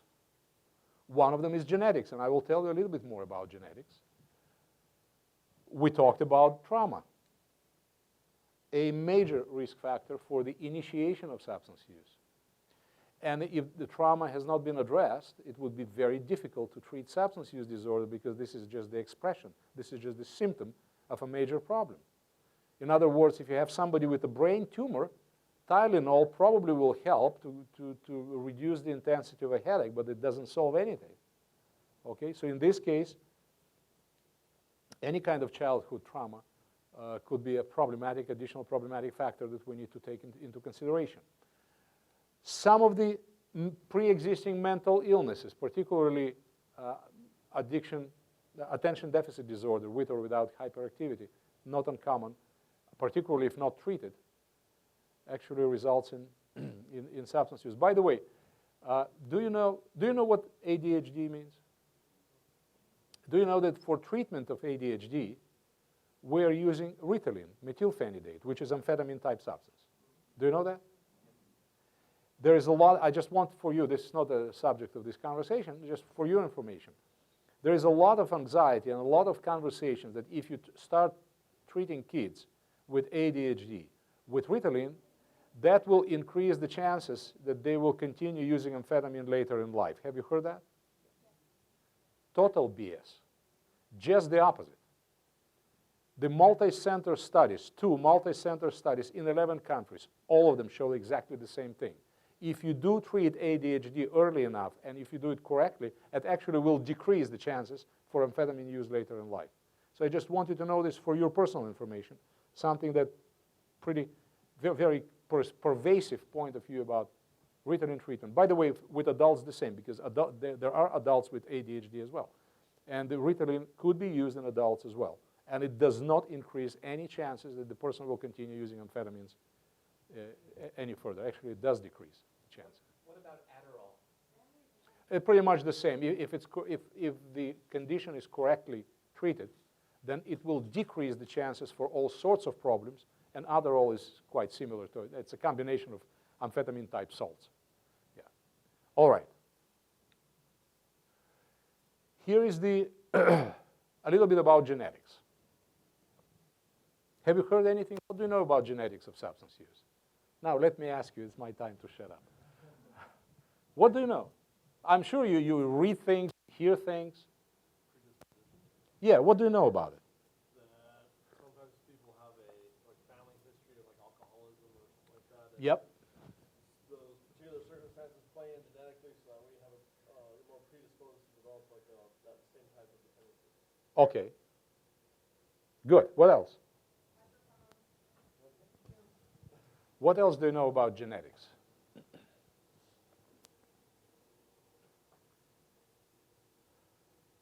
Okay. Well, that's kind of specific, very specific area. The genetic means that if somebody has a family history of a problem, because of purely genetic factors, this person is likely or at greater risk to have the same problem. Does that make sense?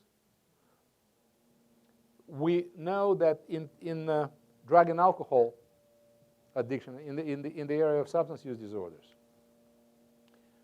genetics explain between 40 to 60% of the story. Probably a half of the story, a half of the answer why some people are more vulnerable than others is because of the genetic vulnerability. And the genetic vulnerabilities could be all sorts of them, including, actually none of them are specific for drugs or alcohol. There is no single alcohol gene, but there is a gene that makes people more impulsive than others, and the more impulsive you are, the more likely you will get in trouble with all sorts of things, including with drugs and alcohol. There is a very genetically determined characteristic, the way you metabolize alcohol and drugs. People who do have problems and do get stuck, particularly in case of alcohol, their alcohol breakdown process is different compared to other people who are not genetically vulnerable. These are the people with low sensitivity to alcohol, meaning they have high tolerance. So you know, in every teenage company, there is a kid who says, guys, drink as much as you want. Don't worry, I will drive you home because, as you know, I never get drunk, which is probably true. And this is exactly the kid I will worry about, because it seems like this is the kid with high tolerance. And the high tolerance by itself is a significant predictor to significant alcohol consumption, which may result in multiple other problems. Again, there is no single gene that will make you more or less vulnerable. There's a combination of different genetic vulnerabilities and different genetic characteristics. One of the things we know quite well is what we learned from the twins studies. Have you heard about twins studies? The two identical twins, as opposed to fraternal twins. Fraternal twins, they share 50% of the genes. Identical twins, they share 100% of the same gene. So genetically, they're the same. Whose biological parents, one or both, had alcohol dependence. One of these kids has been adopted out at birth and was raised by non-alcoholic step-parents in a non-alcoholic environment, like everybody else, okay? So for the kid who remained with the biological parent, it would be impossible to tease out what are genetics, what are the environmental factors, because both are present. But for the one who was adopted out, the environmental factors were exactly like for everybody else, but the genetics remained the same. What they found, I mean, there's a number of studies like this. Some of them are very longitudinal, 25 plus years. What they found in the kid who grew up raised by step-parents in a non-alcoholic environment, the risk for alcohol dependence was 4 times greater than in general population, even though the environment was excluded as a factor. But genetics themselves make them significantly more vulnerable, 4 times more, okay?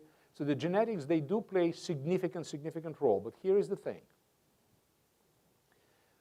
Your clients, some of them are smart. Some of them read things. Some of them are well educated.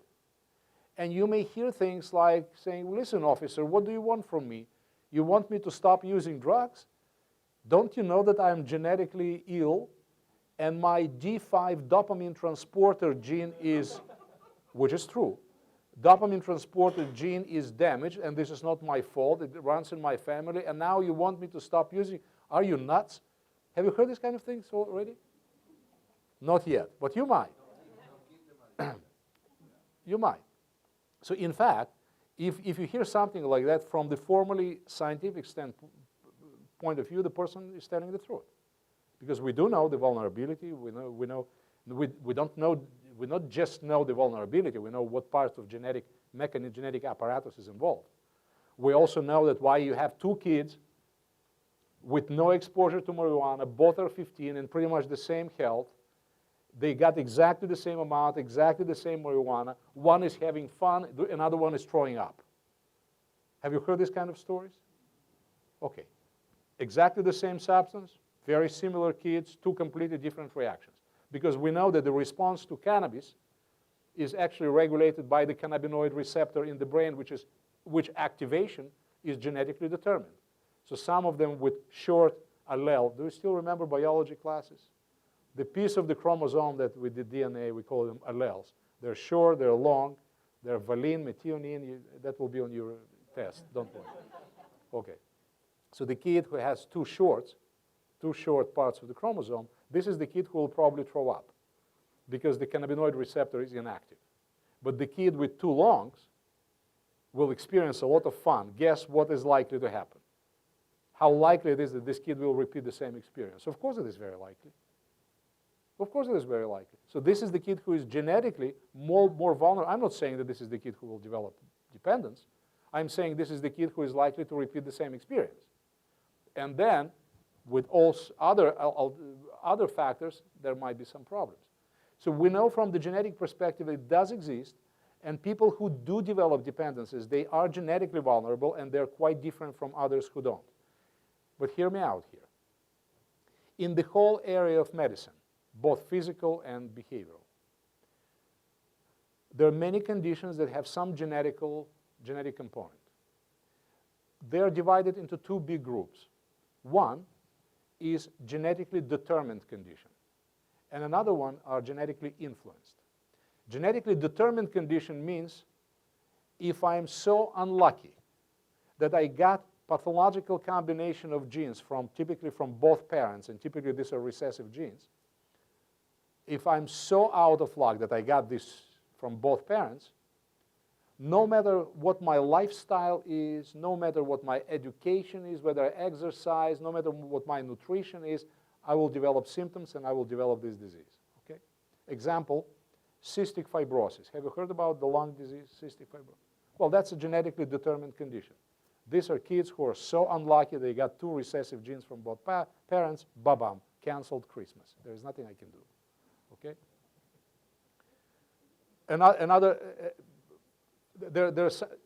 Have you heard about Huntington disease? It's a neurological condition. pretty much the same story. I got this bad combination of genetics. Around the age of 20, 25, I will start developing symptoms. There is very, very little I can do.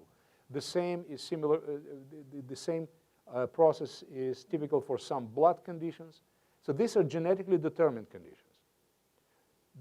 I mean, they have nothing to do with lifestyle, environment. That it is what it is. Sorry, that's just happened. Substance use disorders are for sure not genetically determined. They're not. But they are genetically influenced. Genetically influenced means if I have some genetic vulnerability for some type of condition, I'm at a greater risk to have the same problem. Example, breast cancer, one of the best studied genetically influenced conditions. There is no single specific gene. That's a combination of genetics. But people who have family history and they have this combination of genetic factors, they are at greater risk. What does it mean? Well, it means go to see your doctor more often, start early, and do it regularly. And if, God forbid, something happens, the doctor will intervene. The similar condition is diabetes.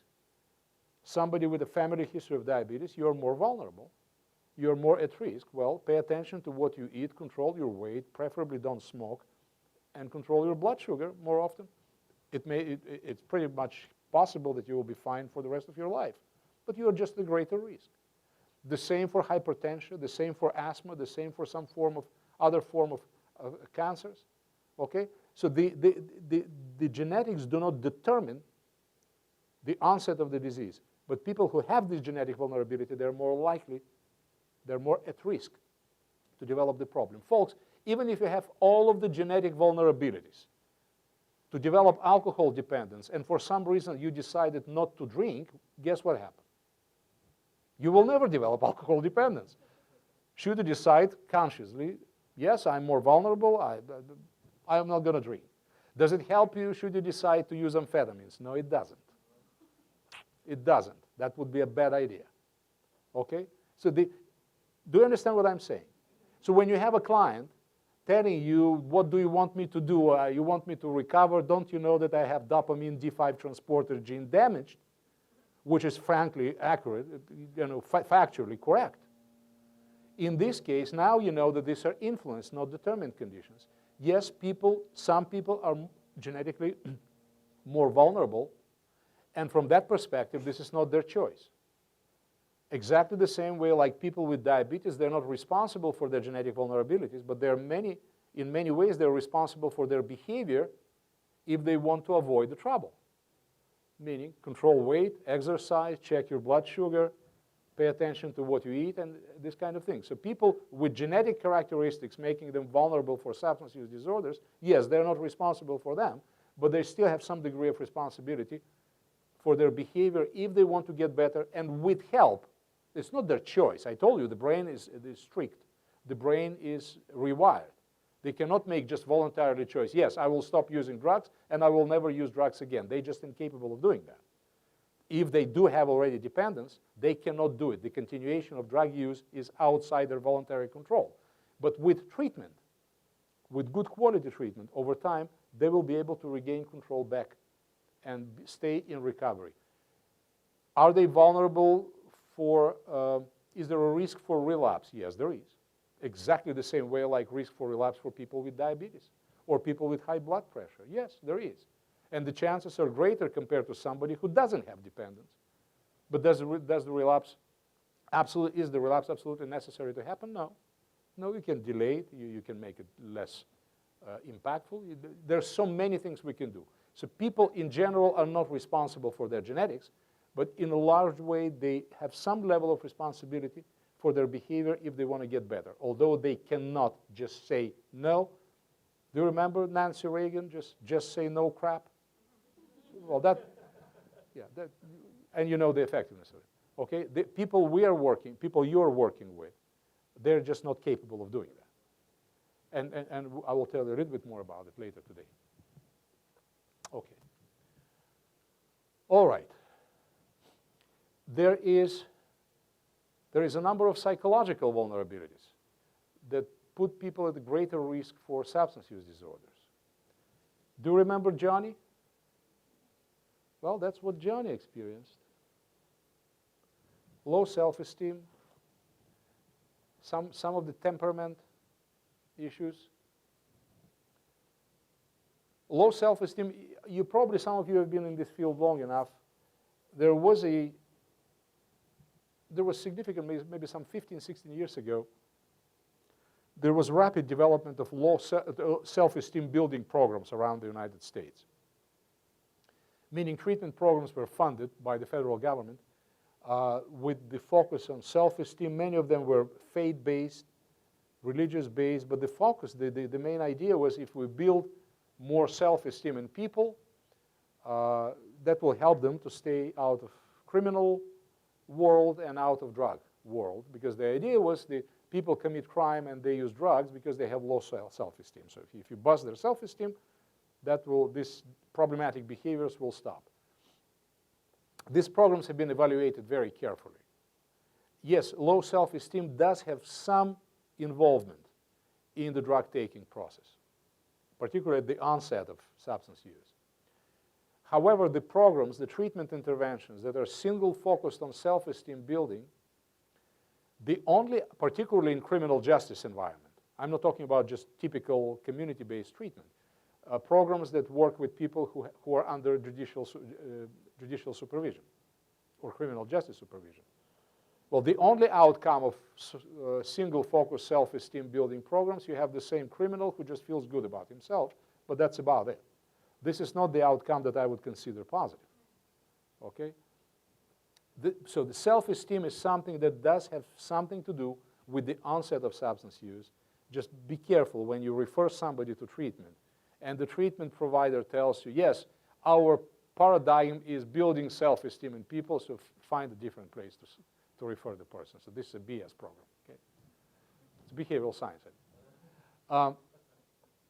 Excessive risk-taking. This is an interesting thing.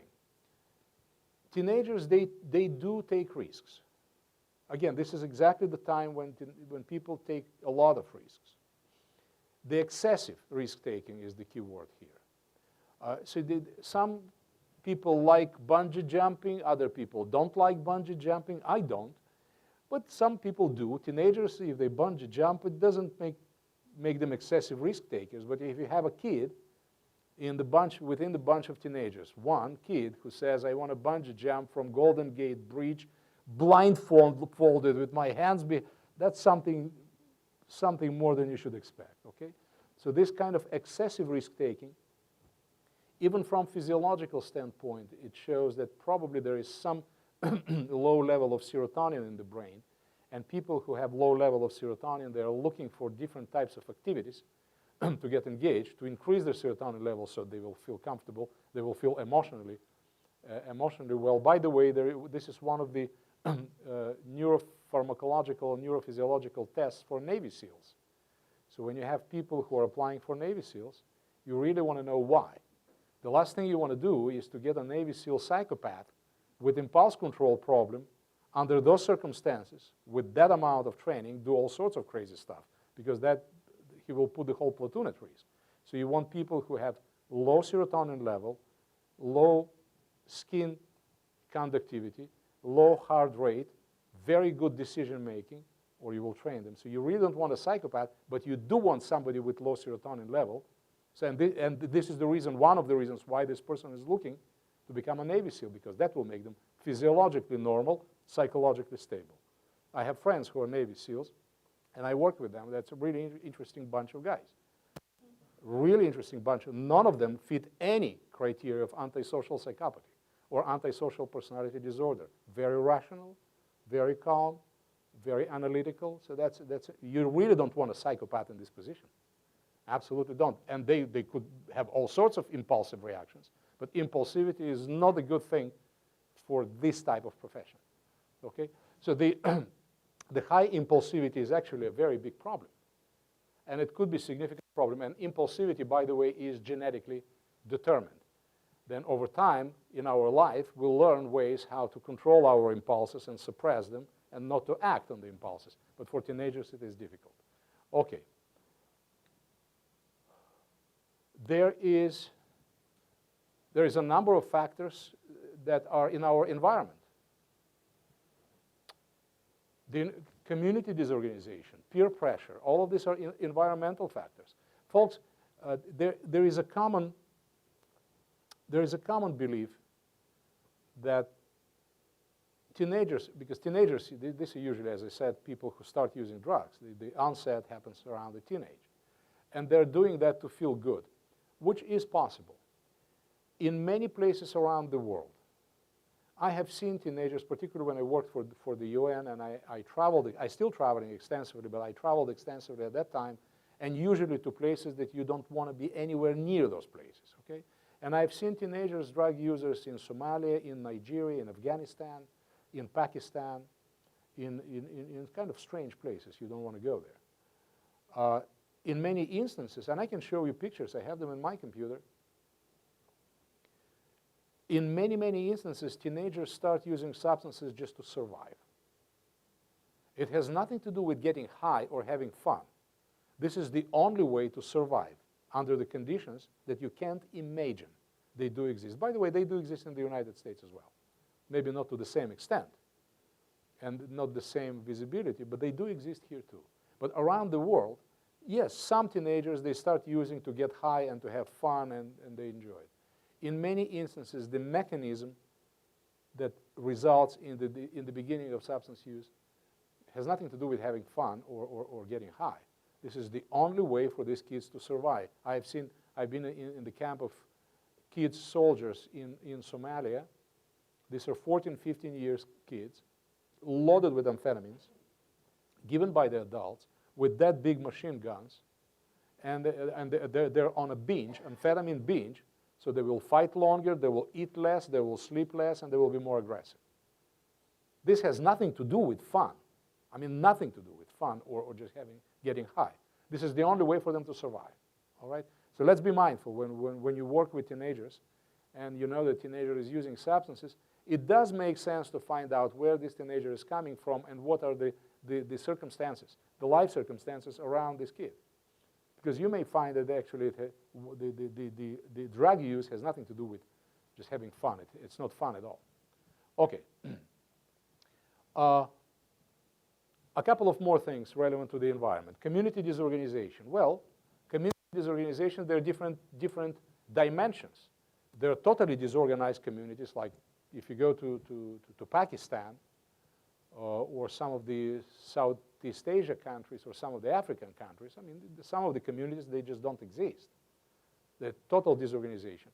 Right now, unfortunately, I'm not sharing you with any kind of political bias or beliefs. Everybody has one. It seems like what we are seeing in the United States is the beginning of significant community disorganization resulting from the processes from top down.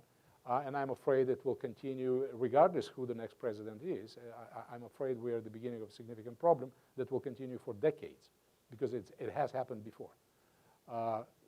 But any kind of disorganization, the community that has no clear set of rules and norms, this is actually a significant environmental risk factor for any kind of trouble, including substance use. I want you to pay attention here, academic failure. For years, we used to believe that when you have a kid in school doing well, being a good student, and now you see that the grades are declining, something is problematic, something is happening in the school, the reason for this academic problem is because probably the kid started using drugs. Have you heard that? Well, if you look at the research, again, everything I say is based on science. If I don't have evidence for something, I will tell you, this is what I think, but I don't have evidence for that. But for what I'm saying, we have very good evidence. The academic problems actually are one of the most common one of the most common reasons for the initiation of substance use, not another way around. Even if you have a brilliant kid, the smartest kid in the world, they often have some difficulties at school if we overreact. This is one of the most common sources, one of the most common reasons why they start using substances. It's not that academic failure is a result of substance use, just another way around. So pay attention. If you have kids at school, at home, they might have some difficulties at school. Don't overreact. Be composed and behave like responsible adults. Okay. And there are some familial factors. The most common, the most cross-cultural are right here. If you have parents or siblings drug use, the chances are you will start using as well. The incoherent, inconsistent family practices, particularly disorganized situation, disorganized attachment. Are you familiar with attachment and attachment theory? The kids who developed attachment, and if the family dynamics are problematic, definitely abuse and violence will result in significant attachment problems. But this is not the worst situation, because kids are very creative. They're very resourceful. So when they know that the father will come back at 5 p.m. from work drunk, and most likely there will be some beating, and this is a predictable event, so the kids will find a way to escape, to leave the house 4:45, and come back at 8:30 when the father is deeply asleep, so to avoid the problem, right? So the kids will find a way to, will find a strategy to protect themselves. This is not a good situation, but at least there is something predictable. But there is a situation that is even worse than this one, worse than abuse, is what we call disorganized, unpredictable attachment, when the same behavior results in different reactions. You cannot predict what will happen. So this is perhaps the worst that can happen to a child, when children are unable to predict the behavior, and in this situation, they will develop all sorts of problems, okay? You probably work with parents of young kids, you work with parents who are under criminal justice supervision and they have problems. You pay attention to that. Because if you work with somebody, you supervise somebody who is problematic by himself or herself, and they have children, in fact, you're working with the whole system. The whole system is problematic. All right. Are you still okay? So here's what I'm saying. Let me make a summary, and then I will give you another 5 minutes. Substance use disorders are disorders that have at least 3 problematic areas. The biological vulnerability, preliminary, mostly genetics. The individual factors, the psychological, temperamental factors, that psychological vulnerability that make people more vulnerable to have problems. And the environmental factors that could be risk factors, they could be protective. And people who do develop problems, they're right here when these 3 problematic areas overlap. Why is this important? Well, this is important because you're referring people to treatment. And there is no any evidence that a single focused treatment can help. Because you can actually take care of the biology quite nicely. You can, somebody who is opioid dependent, if you offer people methadone or buprenorphine, at the receptor brain level, the brain is happy. There shouldn't be any withdrawal. There shouldn't be any high. The person should be physically stable. You just took care of the biology of the problem perfectly well. Do people recover if this is the only thing you do, by giving them medication? Medication could be very helpful, but what about the rest of it, the psychology and the environmental factor? If these things are not taken care of, the result will be quite negative. So when you refer people to treatment, it's not a bad idea just to call this treatment program and ask them, could you send me your treatment manual? And take a look. Do they give medication along and nothing else? Or do they use faith-based approach with no environmental support, no psychosocial interventions, no biological medication interventions at all?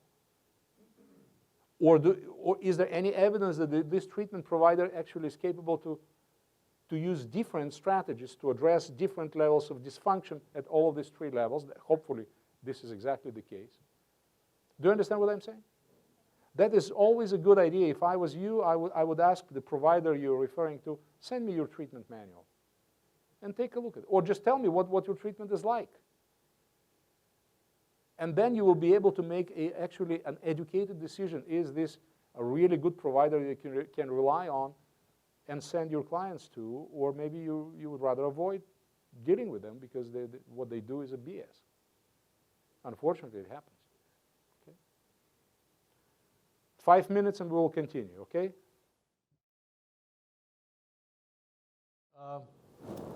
So the substance use disorders are essentially a biobehavioral condition, or a set of biobehavioral conditions with different levels of severity. And the brain changes as a result of the exposure and the prolonged exposure to substances. Actually, they significantly compromise the cognitive functions. They significantly compromise the person's ability to predict, to plan, to think, to make decisions. And this is one of the reasons why people who already develop dependence, they just cannot say no, stop, and be in recovery for extended period of time. They're not capable of doing that. Okay. Is recovery possible? Well, recovery is certainly possible, and let me tell you something. I want to show you something that you may consider important. One of the reasons why I'm sure you have heard, and I've heard it many times, like the guy on the plane to Melbourne, everything you do is a waste of time, don't do it, forget about it, it's a BS.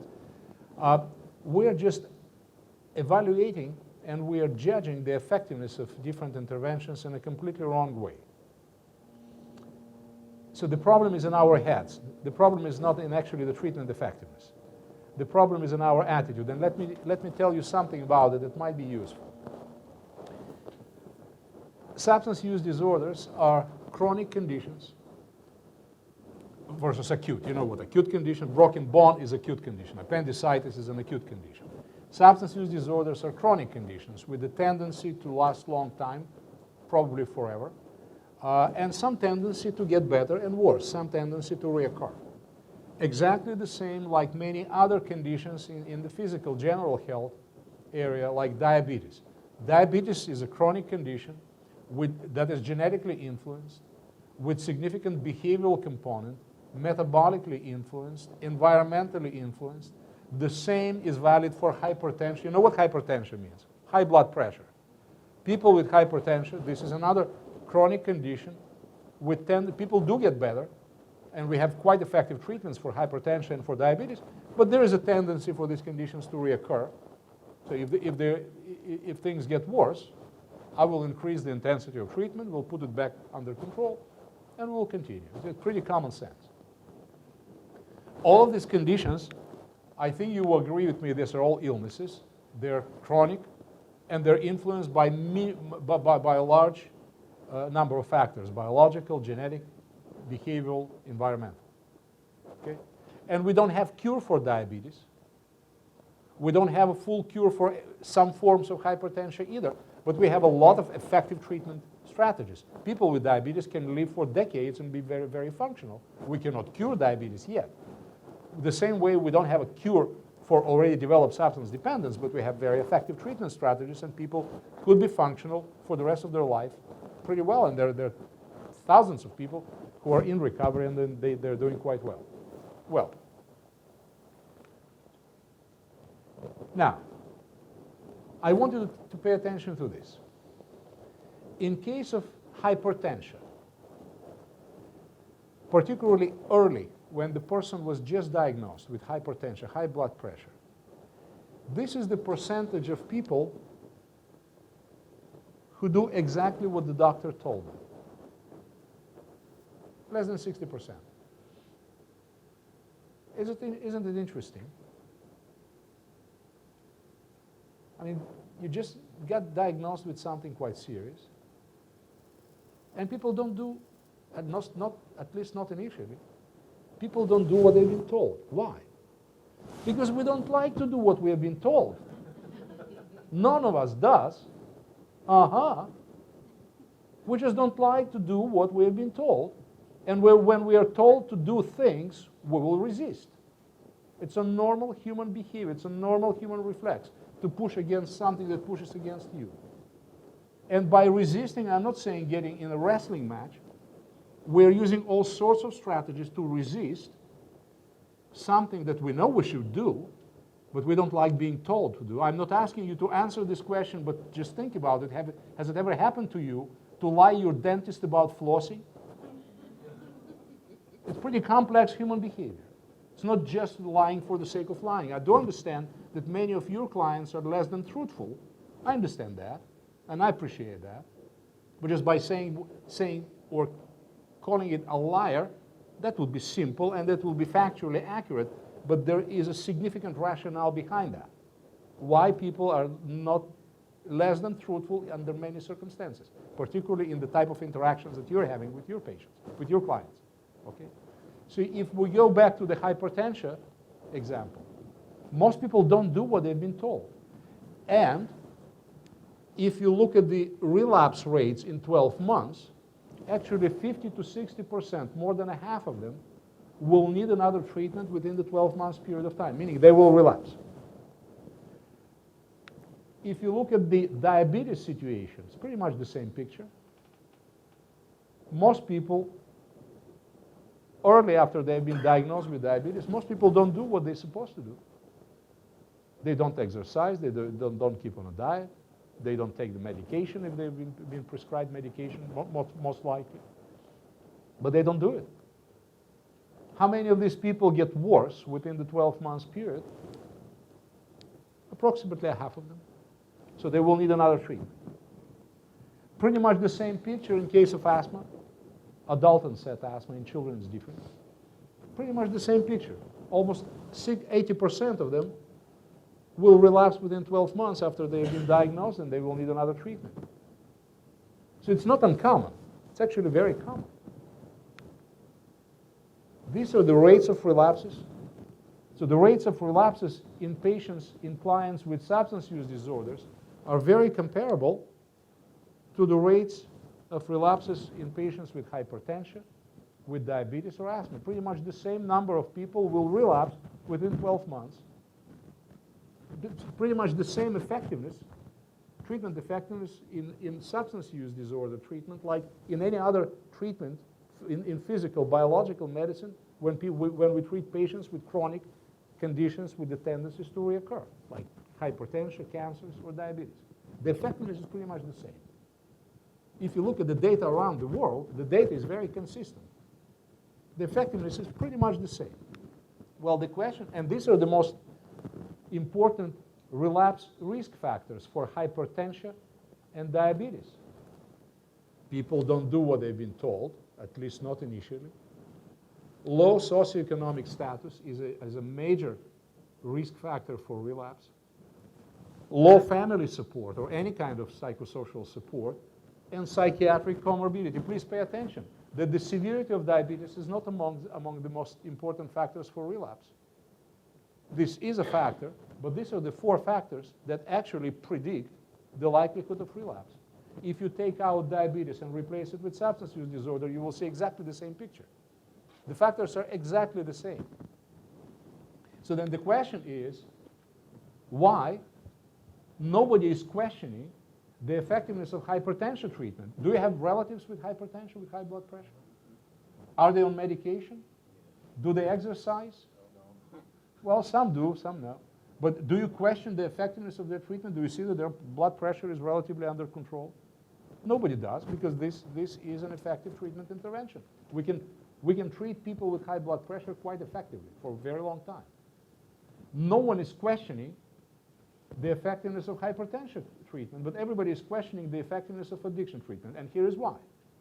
We're making a logical error in our mind. It has nothing to do with treatment. It has to do with our way of thinking. In case of a hypertension treatment, here is the patient before treatment. The blood pressure is through the roof. There is a risk for this person's life.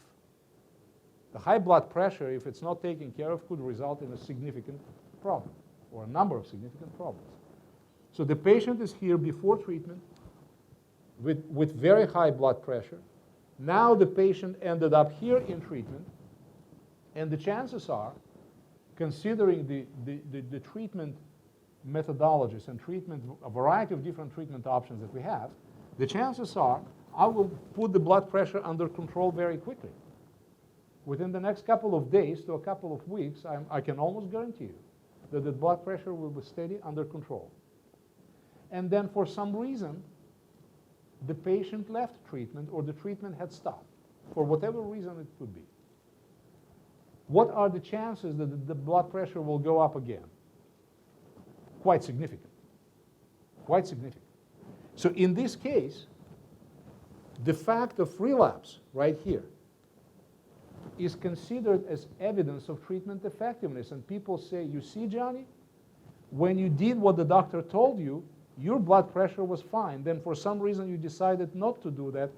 Look at what is going on. So you better go for treatment again, because at that time, during treatment, you were okay. And now you're not okay. Right? Okay. Well, look what is happening in addiction treatment, in treatment of substance use disorders. No one cares that during treatment, most of our patients are actually fine. They're stable. And people say your treatment doesn't work, like the guy on the plane. Your treatment doesn't work because, you see, you did do treatment for Johnny here, and now 6 months later he's using again. So in this case, the relapse is considered as evidence of treatment ineffectiveness. Do you see the paradoxical logic here? This has nothing to do with the condition. This has nothing to do with the patients. And it has nothing to do with our ability or inability to treat people, because I showed you the data is pretty consistent. The effectiveness is pretty much the same like treatment of any other chronic and relapsing condition. It has to do with our way about thinking and our way of thinking about treatment. It's a paradoxical logical error that we all make, particularly decision makers, important people, and people who are making budgetary decisions and many other important decisions. Folks, as a senior UN diplomatic officer, I had a chance to interact with heads of states, ministers of interior, ministers of health, prime ministers, and I mean quite important people. One of the things I learned is being important and being competent are two different things. That was one of the learning situations at the UN around the world. I mean, quite important people making very important decisions, dumb as hell, have no idea what are they talking about. Okay, it's a different conversation. It's a different conversation. By the way, it's not uncommon even here in the United States. That's even more different conversation. Did you record that? Jesus, what I just said?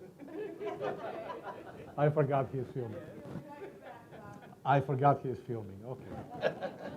Now I will need to bribe you to cut it off. Okay. All right. So let's go back to this.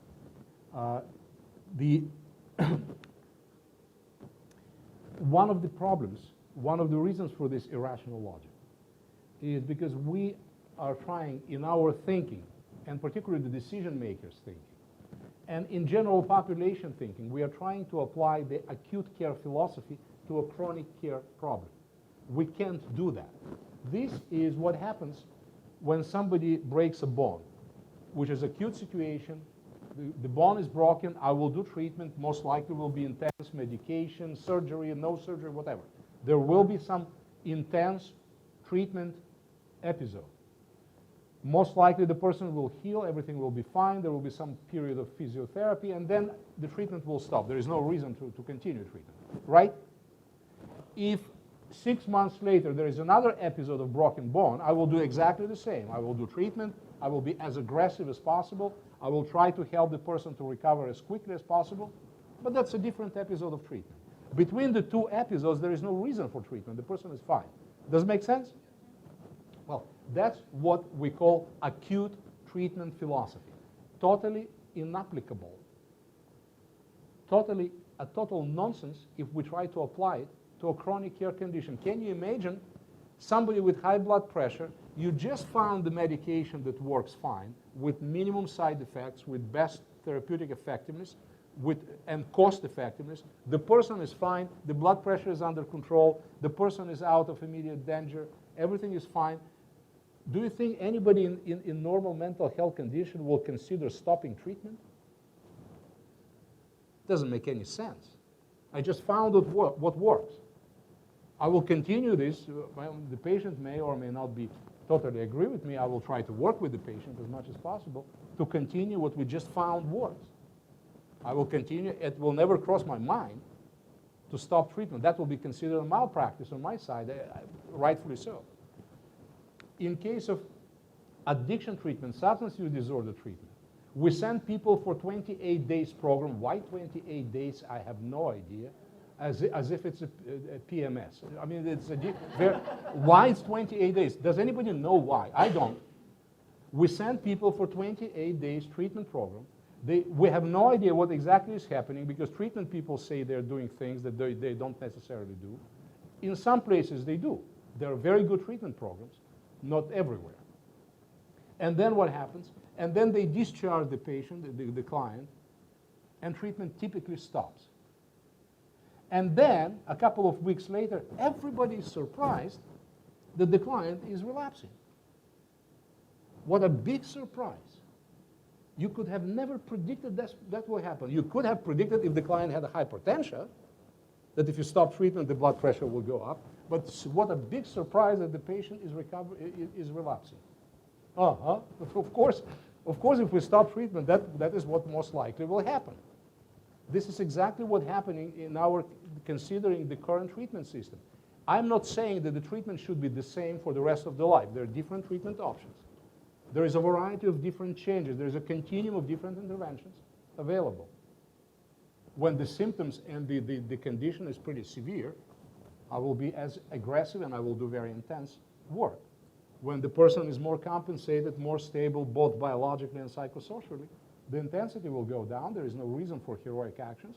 I will just maintain the relapse, the recovery as much as possible, and I will try to prevent the relapse. Does that make sense? It's a pretty common sense thing, but this is not the way we do it. Okay. All right. So let me give you a couple of good news, and then we'll shift the gears because I still have an hour to pretend I'm smart. Treatment of substance use disorders, even in people who are engaged in criminal justice system, does work. It's not because I said so. Look at the data. The data is very compelling. With good quality treatment, people do get better. Do you remember the question on your test in the morning? The providing any kind of treatment is better than no treatment at all. This is not true. Because if the treatment is poorly delivered, or the patient, the client was mismatched, and the treatment addressing a different set of needs, actually we can make people worse. We can make people worse. It's not just not getting the result you're looking for, it's making people worse. So the idea that we used to believe for decades that any treatment is better than no treatment is not exactly accurate. It's actually totally inaccurate. The good treatment, the good quality treatment with quality and fidelity, that's what makes the difference. Not any treatment, okay, folks? This is why it is so important, even though you are not providing treatment yourself, although I'm sure you're perfectly capable to do that. It's just a matter of organizational design and your time allocation and many other, mostly organizational issues, not your skill level, because most of you are very skilled with additional training to start providing treatment yourself. But you don't have to do it. You have treatment providers around you, but let's be mindful, not all of them are equally good. Not all of them provide services with fidelity and quality, and this is something that you probably want to be concerned because you are making decisions about referrals. So you need to make a right decision based on some set of data, a specific information that you really want to gather from the providers before referring anybody anywhere. But if we do right treatment, actually treatment does work, people do get better, and it's very cost effective. Here is the cost effectiveness data. By the way, let me tell you something that you may be surprised. The cost, the amount of money that we are losing in the United States related to drug and alcohol problems annually is greater than the cost we are paying for Afghanistan and Iraq wars combined. Have you heard that? This is the cost of drug-related and alcohol-related problems. So when we have a chance to decrease this burden, the pressure, even from the financial perspective, well, it's better to use the chance because we know that every dollar invested in good quality treatment at average saves $12 on other expenses.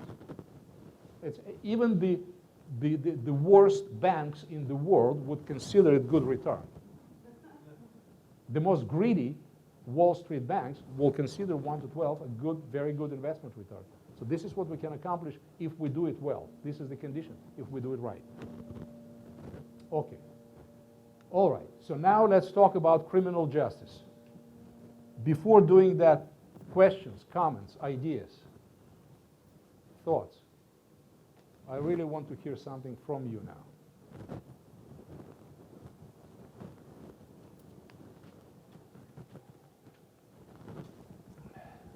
Hey, doctor, our group yesterday were talking, I think it was me and, I can't think of her name, was Becky or, I'm sorry. Anyway. Is there any research that says, like, you know, in 12-step programs that folks, I'm an addict, I'm always going to be an addict, and with the change of language, like the substance use disorder, that concept in some 12-step programs that I'm an addict, does that have any negative long-term effect on their success rate when it comes to treatment or relapse? Excellent question. The question is about the AA and the effect of admission, I'm an addict or I'm not an addict. Folks, okay, I will try to be brief. Self-help type of groups, AA, NA, Gamblers Anonymous, this type of self-help work. Thousands of people got their recovery and maintained their recovery through AA. It does work for many. It wouldn't work for me. I couldn't stand that. If I was an addict, or let's change the terminology. If I was the person with substance use disorder, addict is too stigmatizing. Probably I wouldn't stand AA. So it does work for many. It doesn't work for everybody. Is there, like any other treatment model? The second thing is AA is not actually treatment. AA is a recovery management tool, a recovery management strategy, quite effective. But this is not a treatment itself. Most likely, people who do get recovery and they maintain their recovery through AA, they started with something else, typically more intense, and then they've been referred to AA, and hopefully that will work for them and they will maintain their recovery through AA and a self-help work, 12-step type of approach. Is it universally effective? No. There is nothing universally effective in this field. Is there any risk or any negative in admitting every day, yeah, I'm an alcoholic? I don't know. It would have some negative impact on me. It would have. That's why I would have never go to 12-step. I would seek something that more fits my profile and my needs. But for some people, it does work. For quite a few. Did I answer your question? Yes, sir. Yes? In terms of semantics about the term substance abuse, whether somebody has a substance abuse disorder, and maybe you will touch it now, or maybe not. Sometimes we use our funds to treatment because it is what is expected when somebody tests positive. And from what I understand, it's not everybody that uses a drug has a substance abuse disorder that needs treatment because it's not addicted to it. And I'm wondering whether sometimes we're using a lot of funds because it's expected that that's the reaction that, okay, that person tested positive to marijuana. Maybe he's not an addict. And then I spend, okay, you have to be 3 months in treatment. And why 3 months? Exactly, or 3 months, 6 months, or whatever. And sometimes we have that because that is expected. So I guess my question is whether then we have to differentiate? Differentiate? Yeah, that word. Yes, we do. And actually, this is what I'm going to. Yeah, and exactly. Yeah, and yeah. That. Okay. I guess within the next 45 minutes you will get the answer. Yeah, that's a good question. Yes. This is kind of going back to a prior presentation about dopamine in the brain. Uh-huh. In your opinion, and I think there is some research to support it, but just curious, does anticipation have any impact on the dopamine levels in the brain for a person? Yes, it does. Can you talk about that a little bit? Because that's where I see where like those interventions like CBT, maybe DBT, but the whole addressing the dynamic risk factor like cognition. Yeah, I got it. This is not just anticipation. This is the operational and classical conditioning problem. It's not a problem. This is the issue. Exactly like in Pavlov's dog. You know, the dog is being conditioned when there is the dog hears the sound and there is a piece of steak, there will be salivation. So at some point, you just need sound and you don't need a steak. The salivation will happen. So you have a physiological reaction in the absence of a stimuli. That's what the classical conditioning part of the substance use, and this is a major risk factor and risk process for relapse. In addition to that, there is an operational conditioning, which is not unconscious anymore. Operational conditioning means I do know that this thing gives me reinforcement. It has reinforcing properties. And this is what my operational conditioning will tell me to continue doing if I want to get reinforced. So you have a combination of two bad news things. One, classical conditioning, places, things, people, smells, condition, emotional state. All sorts of things can trigger the unconditional response. This is the Pavlovian part of it. The operational part of it is if I don't have any other socially acceptable mean of receiving reinforcement and reward, guess what I will do? Ba-bam, okay? So now you have the two bad news factors, and this is one of the key components of cognitive behavioral therapy, is first to identifying the triggers from the classical conditioning standpoint. Secondly, to identify more alternative means to get reinforcement. This is from the operational conditioning standpoint. And then give the person the opportunity to practice the two things so that at some point we will get to what we call extinction, when we won't have any classical conditioning response. Because if you give the dog the ring, the sound, and there is no meat, well, then you continue ringing. You will have some salivation for a couple of days more, but then it will disappear. It will fade, okay? Because there is no support for that. So it will disappear exactly the same way in humans from the classical conditioning standpoint. What you are just referring to are the fundamentals of cognitive behavioral therapy, and you're absolutely right. So the set and settings, they play a major role in both relapse and relapse prevention. Yes? So in earlier slides, you explained to us and differentiated the difference between addiction and dependence, which are no longer no longer in the DSM-5. So I'm just curious, so this idea now in the DSM, a real diagnosis is substance use disorders, and then there's severity levels, right? Correct. So how do we feel educated around that? And having discussions with the clinicians, with other people who are still using words like he's been diagnosed with addiction or dependence or misuse or abuse. And there seems to be, I think, in the field, in both fields of probation work and in the clinician world, of this confusion around the changes made in the DSM-5. So can you talk to that a little bit to kind of educate us on? Very briefly, I can. In the DSM-4, the substance use disorder category did exist, but it had divided all the problems into two major clusters, substance abuse and substance dependence, assuming that these are two independent yet linked to each other conditions. Substance abuse, meaning mostly social impact on substance use with the absence of significant neurobiological changes, or substance dependence as the most severe variation of substance use disorders. Based on the research, based on years of studies around the world, what we found that actually the differentiation between abuse and dependence is not very scientifically savvy and clinically wise way of doing that. It may be much wiser to have a single category of substance use disorders with various degrees of severity, exactly like we have a single category of diabetes type 2 with various degrees of severity.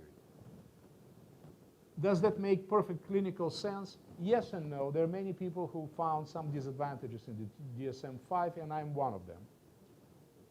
Should we educate people? Probably. One of the things that I would start with, maybe DSM-5 is a little bit more than you need as probation officers. What I would start, I'm very pragmatic in my approach. I would start with our terminology. I would start with the words that we use. For instance, I would stop using the word addict. I would stop using the terminology clean and dirty. Can you imagine a primary care physician found that you have very high blood pressure again, and calling you have a dirty blood pressure? Doesn't work that way, okay? So I would start with ourselves and the meaning of the words that we are using. Instead of clean and dirty, I would call it positive or negative, and if it's positive, it means that the person is probably relapsing. I would use more scientific terminology. That would be probably helpful in reducing the stigma attached to the problem and increasing our own effectiveness because people will be less resistant. Does that make sense? Okay. Okay, let's do something a little bit more relevant to criminal justice system. So I gave you the general overview of the nature of substance use disorders, the pathways, different types of disorders, different domains of dysfunction. Now let's talk about criminal justice system that is much closer to your heart. We have a problem in the United States. I just shared with you a big, big secret. You have never heard of that. The United States population is 5% of the world population. The prison population of the United States is 25% of the prison population around the world. Do you see the problem here?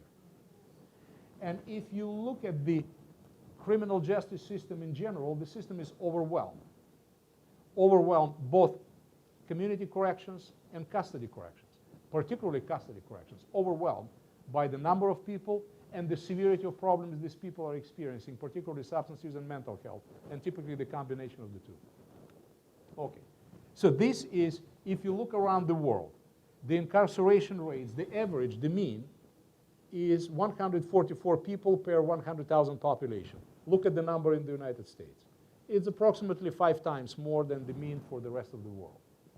So it's actually quite easy to end up in prison in the United States. And a part of the reason why, there are many reasons why, they're more anthropological and sociological rather than clinical.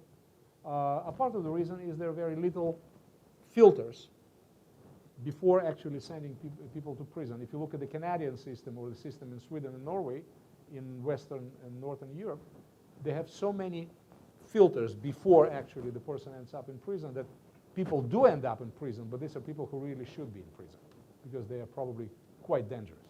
In the US, it's a different situation, it's a different culture, different set of legal provisions, so it's not that difficult to end up in prison. It doesn't make the problem any less. Relevant to substance use disorders, we know it from studies very, very well. The more severe is the disorder, the more likely the person will get in contact with criminal justice system and will end up in prison. And there is an exponential curve. The higher, the greater is the severity of the problem, the more likely that this person will end up under criminal justice supervision. And we also know, particularly in prison environments, that the typical cause of death the first 2 weeks after release is the overdose, not violence, not any kind of criminal justice, other particularly violent events, the overdose, by far more than everything else combined. Okay? So people are dying. This is what I'm talking about. People with substance use disorders, particularly if right after their prison experience, when they're released, people are dying in hundreds. And it is happening here today in the United States. Okay? Here is what we know from science. Again, folks, I'm absolutely serious now. Please do not trust me. I really would wish, as a result of this conversation today, it will whet your appetite to go and look for data yourself. There are so many things you can find for free. The PubMed, one of the largest free library, the scientific library, available to you in your kitchen if you have internet access. Do not trust blindly anyone, including me. I hope you will find a way and find time to go for data yourself, to look for data, and to make your own judgment. I'm absolutely serious. Exactly the way I am asking you not to trust everything I say. Don't trust anyone. Make your own mind. Look for data. Don't look for agendas or political beliefs. Look for data. And there is a lot of data available. And here is what we know from data. There is absolutely not a single study, not even one, that would support the sustainable positive behavioral change as a result of criminal justice intervention alone. No evidence for that whatsoever. In fact, we have quite a lot of evidence showing that for some subset of people with substance use problems and criminally involved folks, particularly people younger than 25, If the only thing we do is criminal justice pressure, we are making them worse. They will be more likely to relapse and recidivate criminally.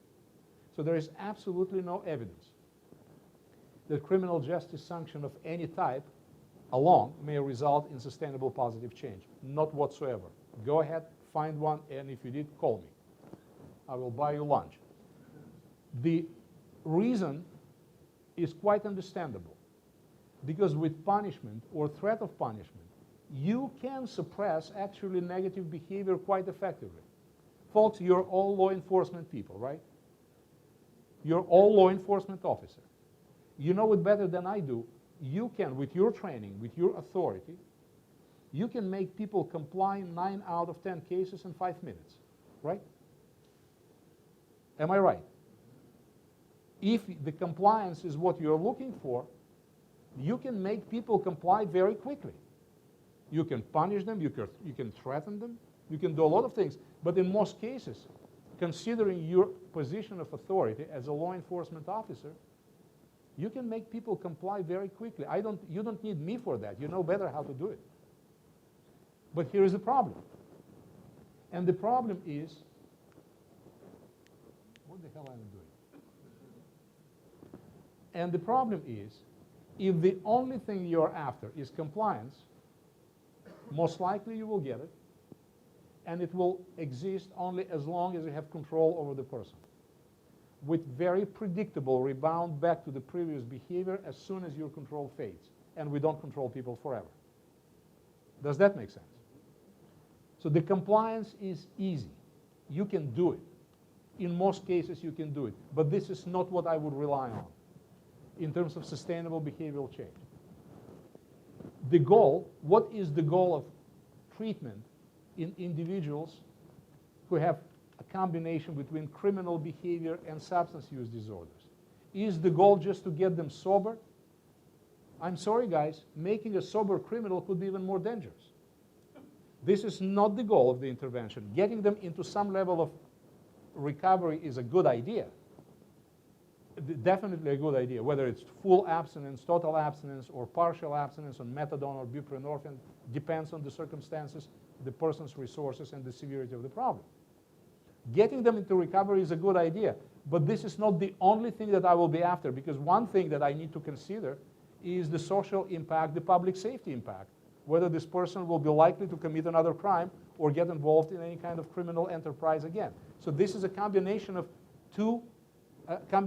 multiple factors. And in general, here's I really want you to pay attention to, because I'm just about to say something really smart. I don't care how do you call your treatment. It doesn't matter to me. Cognitive behavioral therapy, dialectical behavioral therapy, gestalt therapy, psychodynamic therapy, exotic, scratching the air therapy, I don't care. It's really not important to me, but there are important things. No matter what you do, no matter how you call it. If you really want to get my attention, I need to have evidence of these 4 things. I don't care how you call this treatment, but I really want you to prove that your treatment will result in symptom reduction. In our case, it is compulsive drug use. Please prove me that what you do actually will result in symptom reduction, not elimination, in symptom reduction, in compulsive use reduction. I also want you to prove me that as a result of your treatment intervention, it will improve my functioning, employment, housing, social support, any level of functioning that is not in existence now. I also want you, as a treatment provider, to prove me, with evidence, that as a result of your intervention, you will prevent complications, HIV, hepatitis C, criminality, incarceration, homelessness, all sorts of complications. Make sense? And I also want you, as a treatment provider, to prove me that your treatment respects human rights. And I'm not asking for 1 or 2 things. I'm asking for all 4. So when you guys need to make a selection of treatment provider for your work, these are, if I was you, these are the 4 questions that I will ask any provider to show the evidence of that as a result of their work, these are 4 things, all 4 of them, that they're capable to accomplish. If you have compelling evidence for that, this is the provider I will be working with. Does that make sense? Nice. Okay. Here is what we know. Again, I want to show you the evidence of what I just said, that criminal justice sanctions alone actually make people worse, not better. This is the baseline criminal recidivism. This is the result of a meta-analytical study. You know what meta-analysis is? Meta-analysis is research on research. So you analyze not one study, not one sample, you analyze several hundreds of studies, and you're trying to come up with the commonalities. So this is one of the most difficult mathematically and one of the most reliable scientific research methodologies. This is the meta-analysis of 154 studies, pretty large. This is the baseline recidivism rates. Here's what happens. Everything below the baseline meaning worse. Here's what happens if we use sanctions only. We are making people worse. They will become, at average, more likely to recidivate. Here's what happens if we use inappropriate treatment. Do you remember the conversation about any treatment is better than no treatment? BS. That's what happens if the treatment is inappropriate. Inappropriate means either doesn't serve the client's needs or poorly delivered. Okay? We are actually making people worse. And here is what happens when we are capable to provide a combination between some level of criminal justice pressure and good quality, well-designed and well-delivered treatment. We can actually reduce recidivism by 1/3, a huge success. It has been accomplished. You're absolutely capable of doing that. All right. Here is what we have in terms of the point. Yes?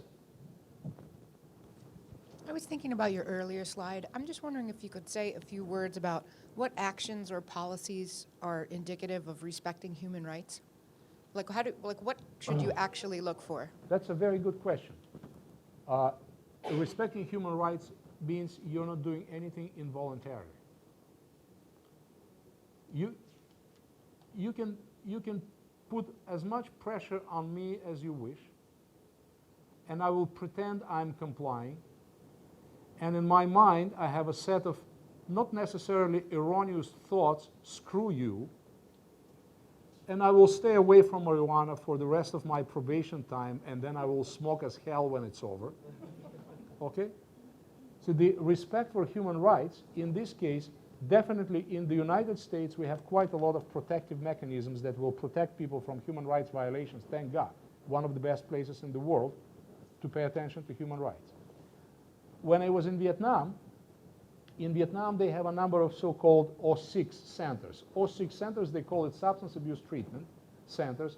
In fact, these are labor camps that people who use drugs are taken from the street without any court process, without any judge. They're taken to these labor camps, and in these labor camps they can stay indefinitely for a long time, typically for years, doing hard work. And this is what they call substance abuse treatment. So when I was at the UN and we started receiving numbers of complaints from all over the world, I had to go to Vietnam and I had to meet with these people. And as a senior diplomatic UN officer, I'm not in a position to tell you what to do, although I had all sorts of impulses to tell them everything that I feel like, but I couldn't do that. In my conversation with their Minister of Health, in the conversation, I presented him the same concept. Essentially what I said, it might be, I'm trying to answer your question. Essentially what I said, I'm not saying what you're doing is wrong. I have no enough data, and you're a sovereign country, do what you feel like, and I'm not here to tell you what to do. I'm just wondering what is the effectiveness of the approach that you're using if we utilize this four layers concept, 4 criteria concept. Do you have any evidence that this approach results in symptom reduction? And he said, of course we do. They've been shooting heroin 5 times a day, now they're not doing that. Fine, which is true. And I asked them, do you have any evidence that actually their functioning is improving? Of course, he said, we do. They used to live under the bridge, now they have a place to sleep, and we feed them, which is partially true as well. And then I ask him, okay, do you have any evidence of complication prevention?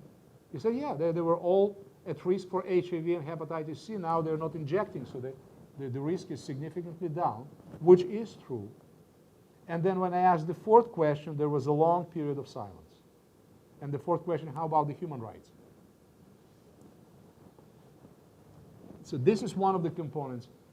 Unfortunately, in some of the programs, again, to the credit of the United States and some of the Western European countries, any kind of human rights violation is much easier to detect and respond to and prevent it from reoccurring again. But even here, even now, in some type of treatment programs, particularly the programs that utilize, or they think they utilize, the old therapeutic community model, there are human rights violations every day. Some of them are known, others are not, but it does happen. It does happen. All this, are you familiar with therapeutic community model?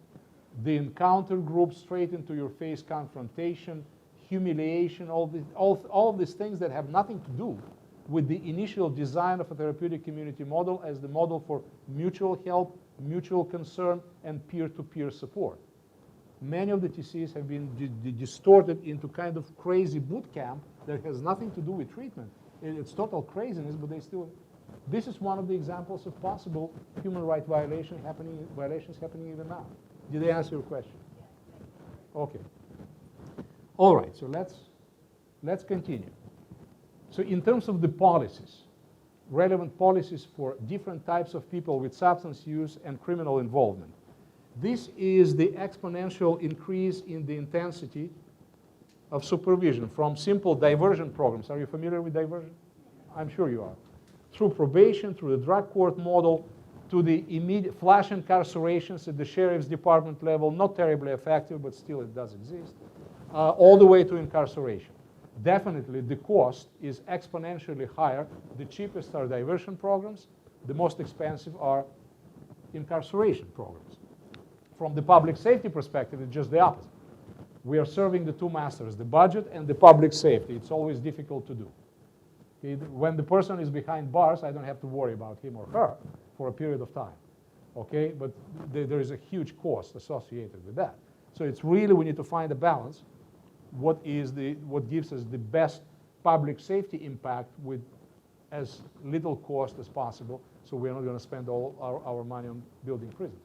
Okay, so if we rely on prisons only, and we have done it, if we rely on criminal justice, severe criminal justice sanction only, do we know what will happen? Yes, we do. Here's what happens. 3 years later, almost all of these people will be rearrested. Half of them are back to prison with a new crime, new charge, and almost all of them will relapse with drugs and alcohol. Not a terribly effective idea. Would you agree with me on that? Yes. Okay. Well, then let's do just the opposite. Since these are people who have a diagnosable DSM-5 condition, let's give them treatment. Forget about criminal justice sanctions. Apparently, they're not very effective. Let's give them treatment. Does that make sense? Yes? No? What do you think? No, it doesn't. It doesn't, because if there is no absolutely push, any kind of push, most of these people will never show up even for intake assessment. And the ones who will show up for intake assessment will never stay long enough to receive the therapeutic dose of treatment. Our treatment has a dose like anything else. So the effect will be pretty negative. I mean, it doesn't make sense either. So it seems like neither system, not therapeutic nor criminal justice, is effective alone. Fine. Okay. So if we use public health approach, meaning treatment only, we'll have very high attrition rates. If we use public safety approach, just let's give them a hammer on the head, we'll have very high recidivism rates. Neither one is effective. Okay, what if we will combine the two? What if we combine the best of criminal justice approach and the best from the therapeutic strategies and see what will happen? And we have done it. One of the things, let me start with what doesn't work in criminal justice context. Just tell me, does that make sense for you? Neither system is effective alone. But the combination between the two types with different proportions may be a good idea, and we have tried. We have done it. And I will show you some data in support of what you guys are doing, interacting with treatment and providers. Actually makes perfect sense. From the effectiveness and impact perspective, what you are doing is actually, for now, at this point, this is the best strategy that we have. Let me start with what doesn't work, and then I will tell you what does. What doesn't work from the organizational and management perspective is the type of programming that I refer to as Christopher Columbus program, you know? The Columbus, the historical figure, the guy who is famous all over the world, from the management perspective, this was a disaster. He set to travel, had no idea where is he going. He got somewhere, had no idea where is he now. Came back, couldn't tell where is he coming from. Lack of planning, lack of management, lack of evaluation. This is what typically happens in programming around the world and in the United States. This is not a terribly effective way of doing business. Okay. In terms of the type of programs that we have tried with justice-involved clients, and they have been evaluated very carefully, and the impact is zero. These are just a list of most commonly used interventions. Fear-based, boot camp-like treatments, drug education along, remember DUI, terribly effective DUI classes, drug education along, psychoanalytical, psychodynamic, Freudian, Gestalt kind of approaches. They might be effective for somebody else, but not for the population you're working with. Self-help programs alone, I think I already responded to this. Self-help, very effective recovery management programs, but they don't have enough intensity to address all level of dysfunctions in our people. But as an addition to other types of programs, that could be a good idea, but not as a standalone intervention. Fostering self-esteem. I already told you about self-esteem. I'm the same criminal. I just feel good about myself. That's not what I like. Okay. These are types of the programs that have been evaluated very carefully and very scientifically, and there is absolutely no evidence of their effectiveness whatsoever. Okay. So what does work, and how can we make it work? In order to do that, we need to answer 4 questions. Whom to treat? What are we treating? How do we do it? And how well do we do it? Let's start with the first one, whom to treat. We cannot help everybody, folks. I know you're genius probation officers, but even you cannot help everybody. Okay, I certainly can. In order to design the programs or select the group of people who are most likely to benefit from treatment, we need to measure risks and needs, and I'm sure you're doing that. Do you measure risk and need? You do risk and needs assessment. The reason for doing that is simple. Now it's funny because I'm telling law enforcement people about risk and needs. It's really funny. But you're trying to come up with a prognosis. When you measure risks, this is not the violence, prone of violence measurement. This is not the dangerousness assessment. By assessing different risk factors, you're trying to come up with a prognostic judgment based on evidence. What is the likelihood that the person will commit another crime? Am I right? Yes. This is something that you're doing every day, and I'm not going to talk more about it. One of the things that you may consider, mixing different risk level people together is not a good idea. So if you can avoid doing that, that would be helpful. So if you have a low risk offender and high risk offender, I would strongly suggest you keep them apart. And you know why? I will tell you, you need PhD to understand that. If you have kids, what kind of kids would you like your children to socialize with? Good kids. And if they don't, you will worry about it, right? Well, I do understand you have to have a PhD in social science to figure it out. But trust me, because I do have it. Trust me, this is what we know. All right? As sarcastic I am, unfortunately, when we mix low risk and high risk people, at the end of the day, very quickly, we will have a bunch of high risks, and we don't want that. Okay? All right. And these are some of the most common criminogenic risk factors that you do, regardless of your assessment tool. I don't know which tool do you use, and I really don't care, because all of the risk assessment tools that you use, they answer pretty much the same question. What are the likelihoods for this person to commit another crime? and you use pretty much the same criteria. LSI, Compass, what else do you use? PICRA, all of these things. These are well-validated tools. They work differently. None of them is ideal. A Texas Christian University package. They're not ideal. They have some limitations, but they pretty much answer the same question. The chances, the likelihood for another criminal involvement. Okay, good. So when we figured it out, we measured some risk, and we answered the question, what are the chances that this person will become a repetitive offender? The greater is the risk, the more intensive should be the response. Does that make sense? The more severe is my cough, the more aggressive should be my doctor in finding out why I'm coughing. Is this a viral infection or a lung cancer? And that will determine the level of treatment intervention, okay? So it's pretty much the same logic. The higher is the risk, the more intense intervention should be.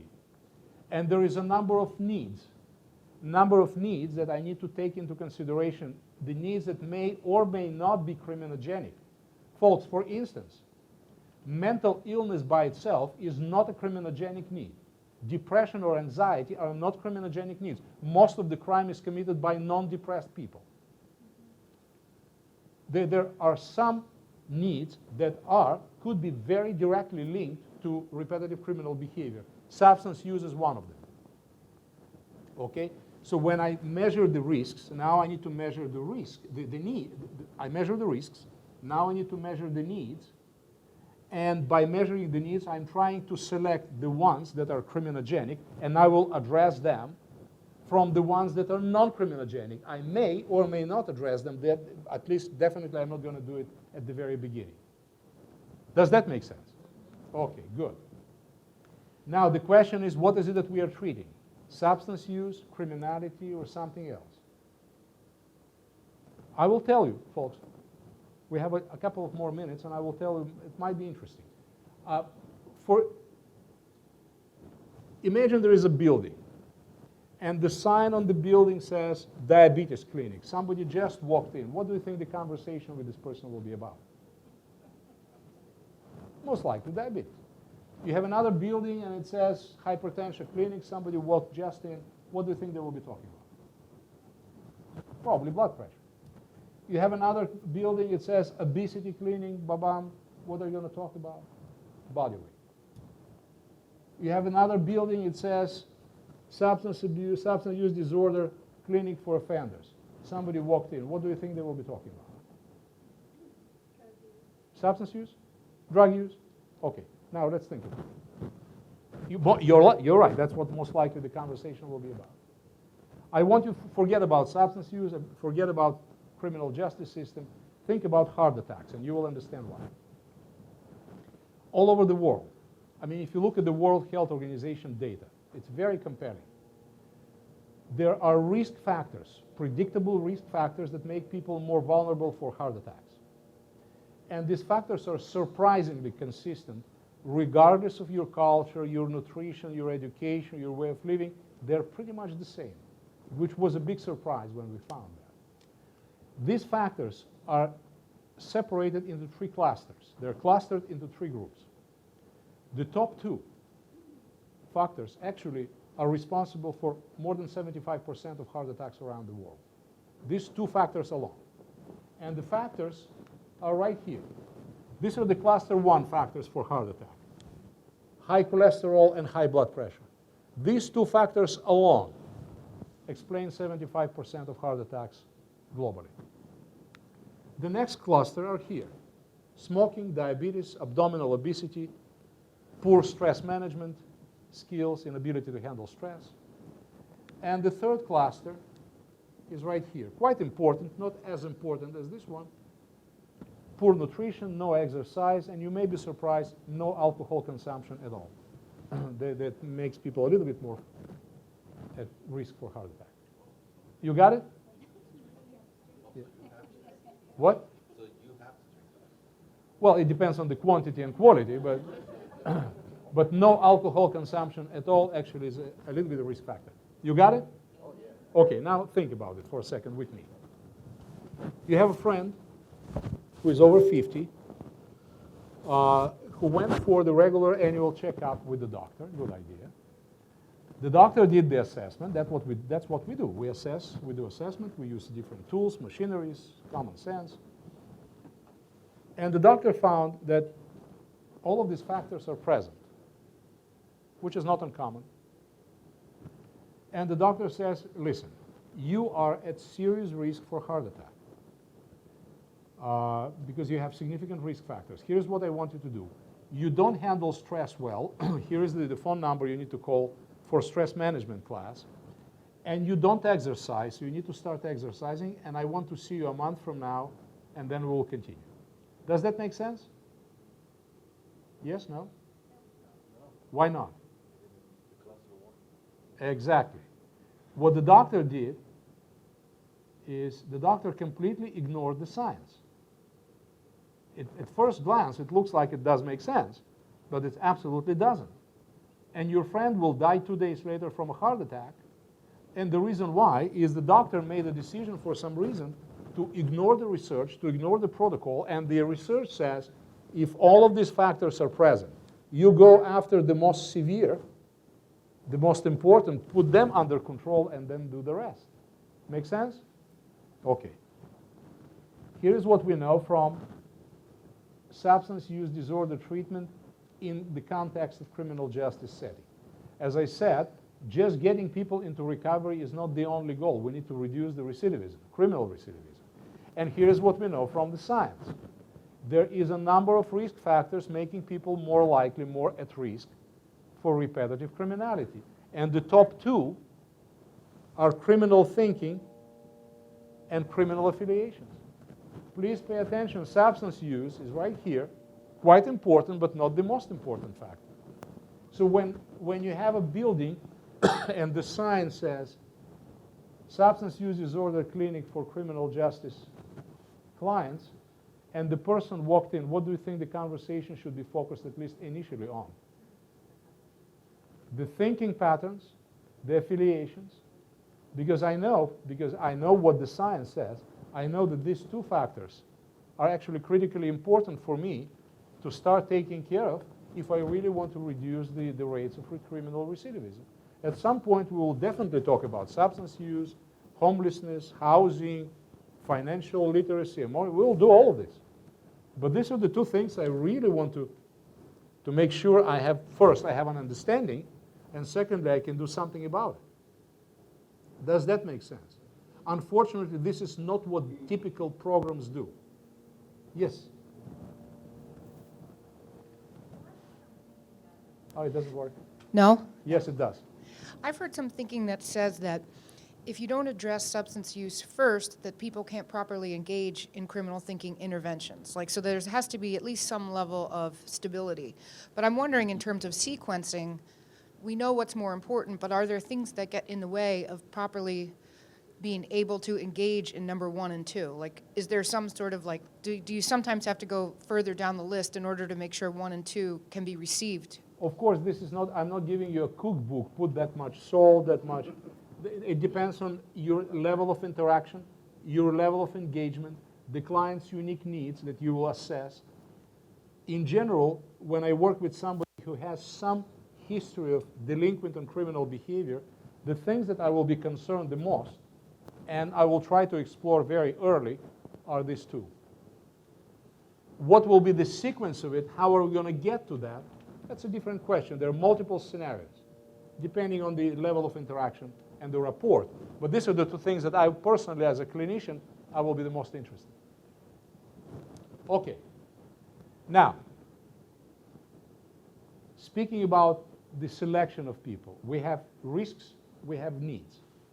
When we have two variables, we have 4 possible combinations. High risk, low needs, high risk, high need, low risk, high needs, low needs, okay? We have 4 possible combinations. These are 4 different subtypes of people that you are working with. High risk and high need group, right here. These are people who are typically, their criminal behavior precedes the onset of substance use. They have, usually they will score pretty high on risk assessment. and they probably will score very high on their substance use disorder severity. They're quite dependent individuals. So these are people who are equally dependent on both things, criminality and substance use, and their substance use and their criminal behavior actually came first before they start using substances. And the substance use typically doesn't help much, okay? In this case, you may be surprised, but this is the population that responds quite well to a good combination between criminal justice pressure and good quality treatment. And the ratio should be probably 50-50. You still need to use some push, some pressure, not necessarily a heavy hammer, but some pressure to initiate the therapeutic process and let treatment providers do the job. But in combination with them, in constant interaction with them. This is the population that actually responds quite well. The low risk and high needs people, right here. These are people whose criminal behavior is secondary to their severe substance use disorder. In other words, without substance use disorder, they would have never committed crime. So the substance use disorder is quite severe. You don't have much evidence of criminogenic thinking errors or severe significant criminal affiliations. These are not typically gang members. But they do commit crime as a result of severe substance use disorder. My question to you is, do you think they need a heavy hammer criminal justice sanction? No. Do they need some push to initiate treatment? Yes. And they need well-structured, typically long-time behavioral intervention in conjunction between treatment providers and you. But in this case, your role will be approximately 20%. You don't need a heavy hammer for them. And the treatment providers should do the job as well as they can, because these people are very dependent. Remember, there is a set of expectations. We call them proximal behavior and distal behavior. Distal behavior is something that the patient, the client is capable of doing now, and you will demand it, and you will make it as a condition. Distal behavior is something that you would work toward, but you know this is not what the client is capable of doing right away. For instance, somebody who is substance dependent with severe dependence, you don't expect full recovery forever right away. People will get relapsed. They will get worse. This will be the distal behavior. You're not going to use heavy sanctions if the person is tested positive. You will do something about it. You will use some strategies. You don't ignore it either, but you don't expel the person. You don't kick the person out, sending the person back to jail. It doesn't make sense. You will make the person worse. Is this clear? Okay. High risk and low need people. I have good news and bad news for you. Which one do you want me to start? Bad. The bad news, these are people who don't respond to any kind of interventions. They don't do well in treatment at all. The good news, these are very small proportion. They're very few. These are the few people who commit a lot of crime and they do not respond well to treatment. In the previous DSMs, we used to call them psychopaths. We don't do it anymore. But these are the people that I'm sure you know whom I'm talking about. It's not your boss, okay? I'm talking about completely different and much more severe set of problems. Okay, these are people who meet the criteria of antisocial personality disorder, incapable of any empathy, don't learn anything from mistakes, repetitive crime, typically the same level, quite severe, and very little response to treatment, and they present significant threat for public safety. So I, folks, as a treatment practitioner, I would avoid having these people in my program, and I would heavily rely on you as law enforcement professionals to take care of this person, because that will make me feel safer, okay? These are significantly problematic people, but they're very few. And the last group is so-called low-risk, low-need folks. These are people for whom you don't have any evidence of significant substance use disorder. Neither you have any evidence of high risks. You have evidence that this is somebody who got drunk and did something stupid, and now it's your case. Do they need treatment? Not really. Although treatment programs are full with these people. Why? Because everybody likes them. They're compliant. They graduate from program. When I read the reports, the program report, and it says they have 95% graduation rates, this is a bullshit program. It means that they have low-risk, low-need people. They don't need any of this. You're wasting your resources. It looks good on paper, but these are people who don't need anything other than a conversation with a skilled probation officer utilizing motivational interviewing skills for maybe 30 minutes, and then a good conversation with his wife. That will do it, okay? And there is no need for anything more intense. Most likely these people will be well anyway. And unfortunately, we're wasting a lot of resources on this population. So when we need to decide which groups are most likely to benefit from interventions, I would pay attention to these two. And I would exclude these two from interventions for different reasons. The last thing I want to tell you is, hold on, just 2 slides very briefly. Among all treatment strategies that we have utilized, there are 4 that we have very good evidence of effectiveness. Motivational enhancement, motivational interviewing, cognitive behavioral interventions, use of incentives and sanctions, and utilizing functional prosocial support. And the best outcome you get when you combine all 4 together. They are different, but they're very compatible. If you look at the evidence, this is the evidence. That's more than 200 randomized clinical trials showing different types of folks who have been subjected to criminal justice pressure with or without treatment, and the outcomes. These are the controls: drug relapse and criminal recidivism. These are treatment dropouts, pretty much the same. These are treatment interventions in prisons only, and the intervention did not continue in the community. Not a very good result. A little better than controls, but still not what I would like to see. And this is what we can do if we do both. Treatment in any kind of criminal justice environment, not necessarily prison, could be community corrections, followed up by significant portion of recovery management, AA, or maybe something else. It depends on the circumstances and the needs, okay? Da-dam, it's exactly 12 o'clock.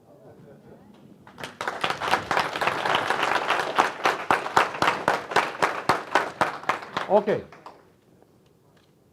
Questions, comments, thoughts, ideas? Do you have any books? Have you read any books on this? Do I have books? Yes, yes I do.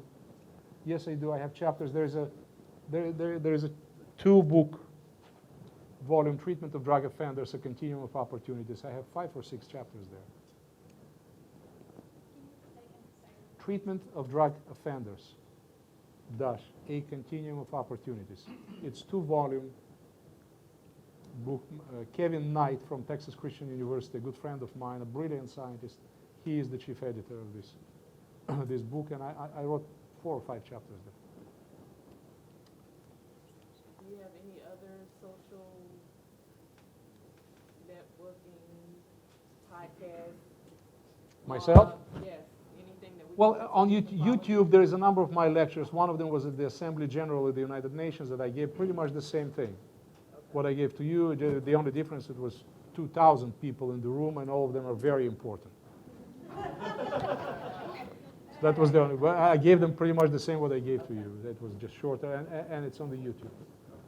If you just Google my name and YouTube my name, and you will find it. Yes?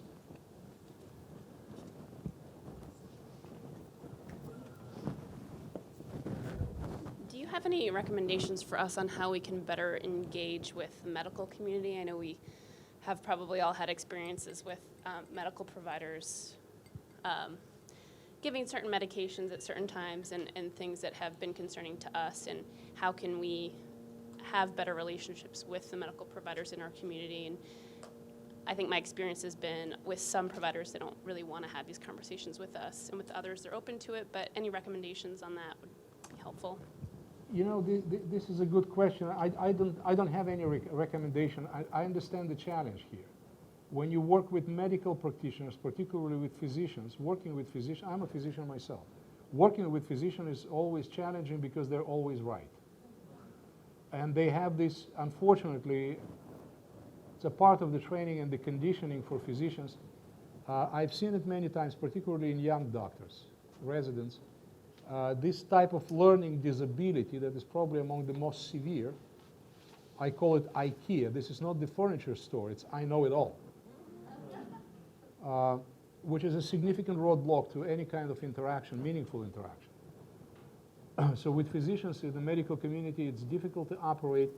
They really need to have evidence that first, your interaction will be brief, and secondly, your interaction will give them something to work with, so they will benefit somehow. So if you're planning a meeting with chief medical officer in your county or in your region, somebody who is in charge, my suggestion would be plan for not more than 10 minutes and start with, here is what I can do for you. That might get his or her attention.